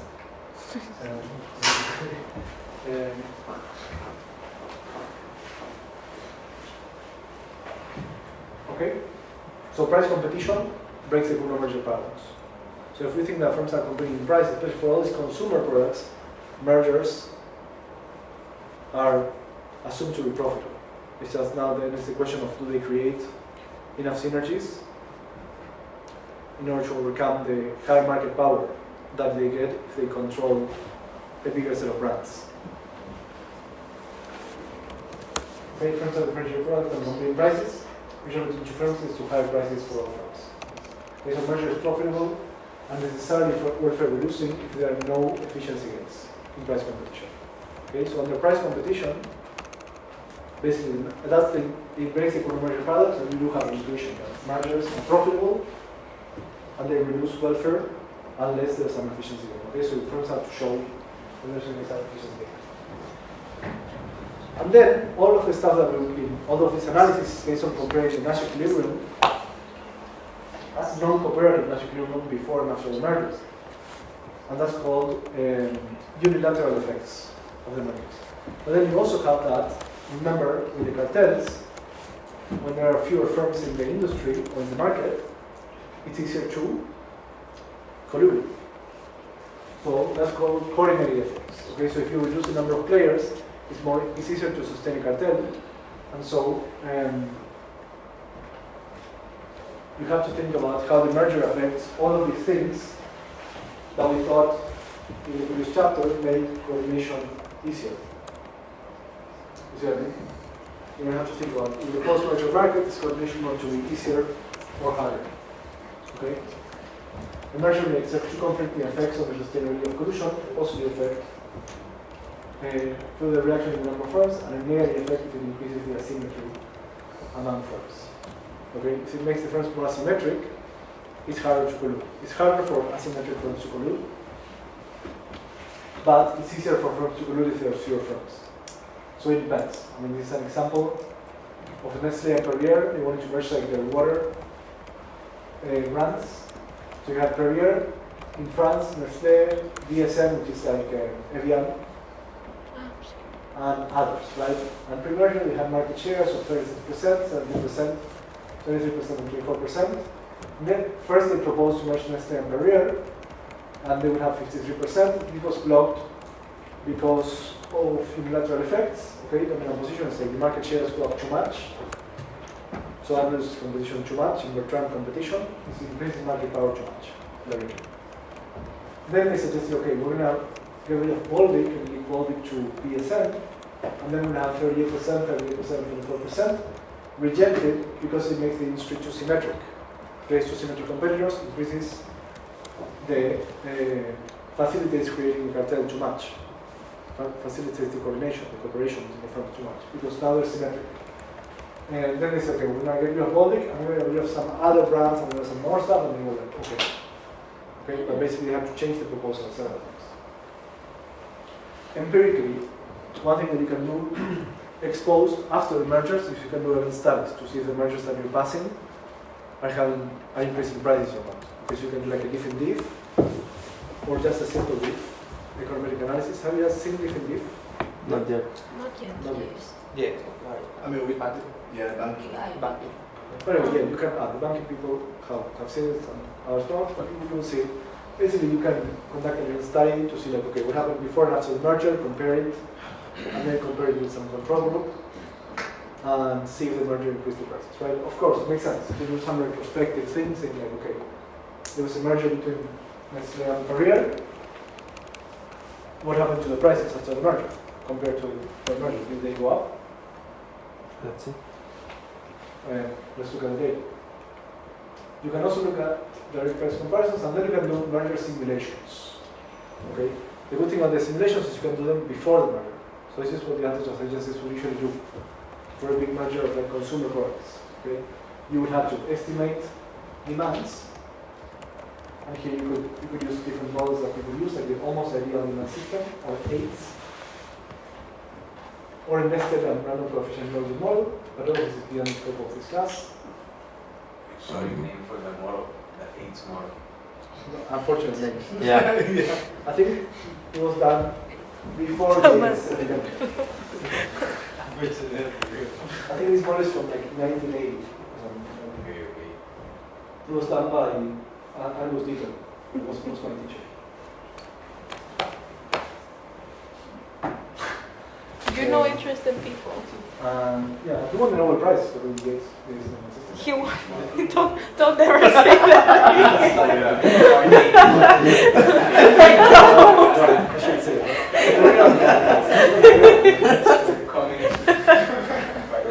He won the Nobel Prize for the AIDS. For developing AIDS. Conspiracy. Oh, nice. I must be a gland. Quantify the technical impacts of the merger, it's like the concentration. So basically you estimate demands and then you simulate like a differentiated risk per trend model with those demands. Okay, series limitations, price predictions, some demand error. The current form they focus on the immediate price and after effects of mergers. You have the longer term potential impacts, you should assume that from here does not change as a merger.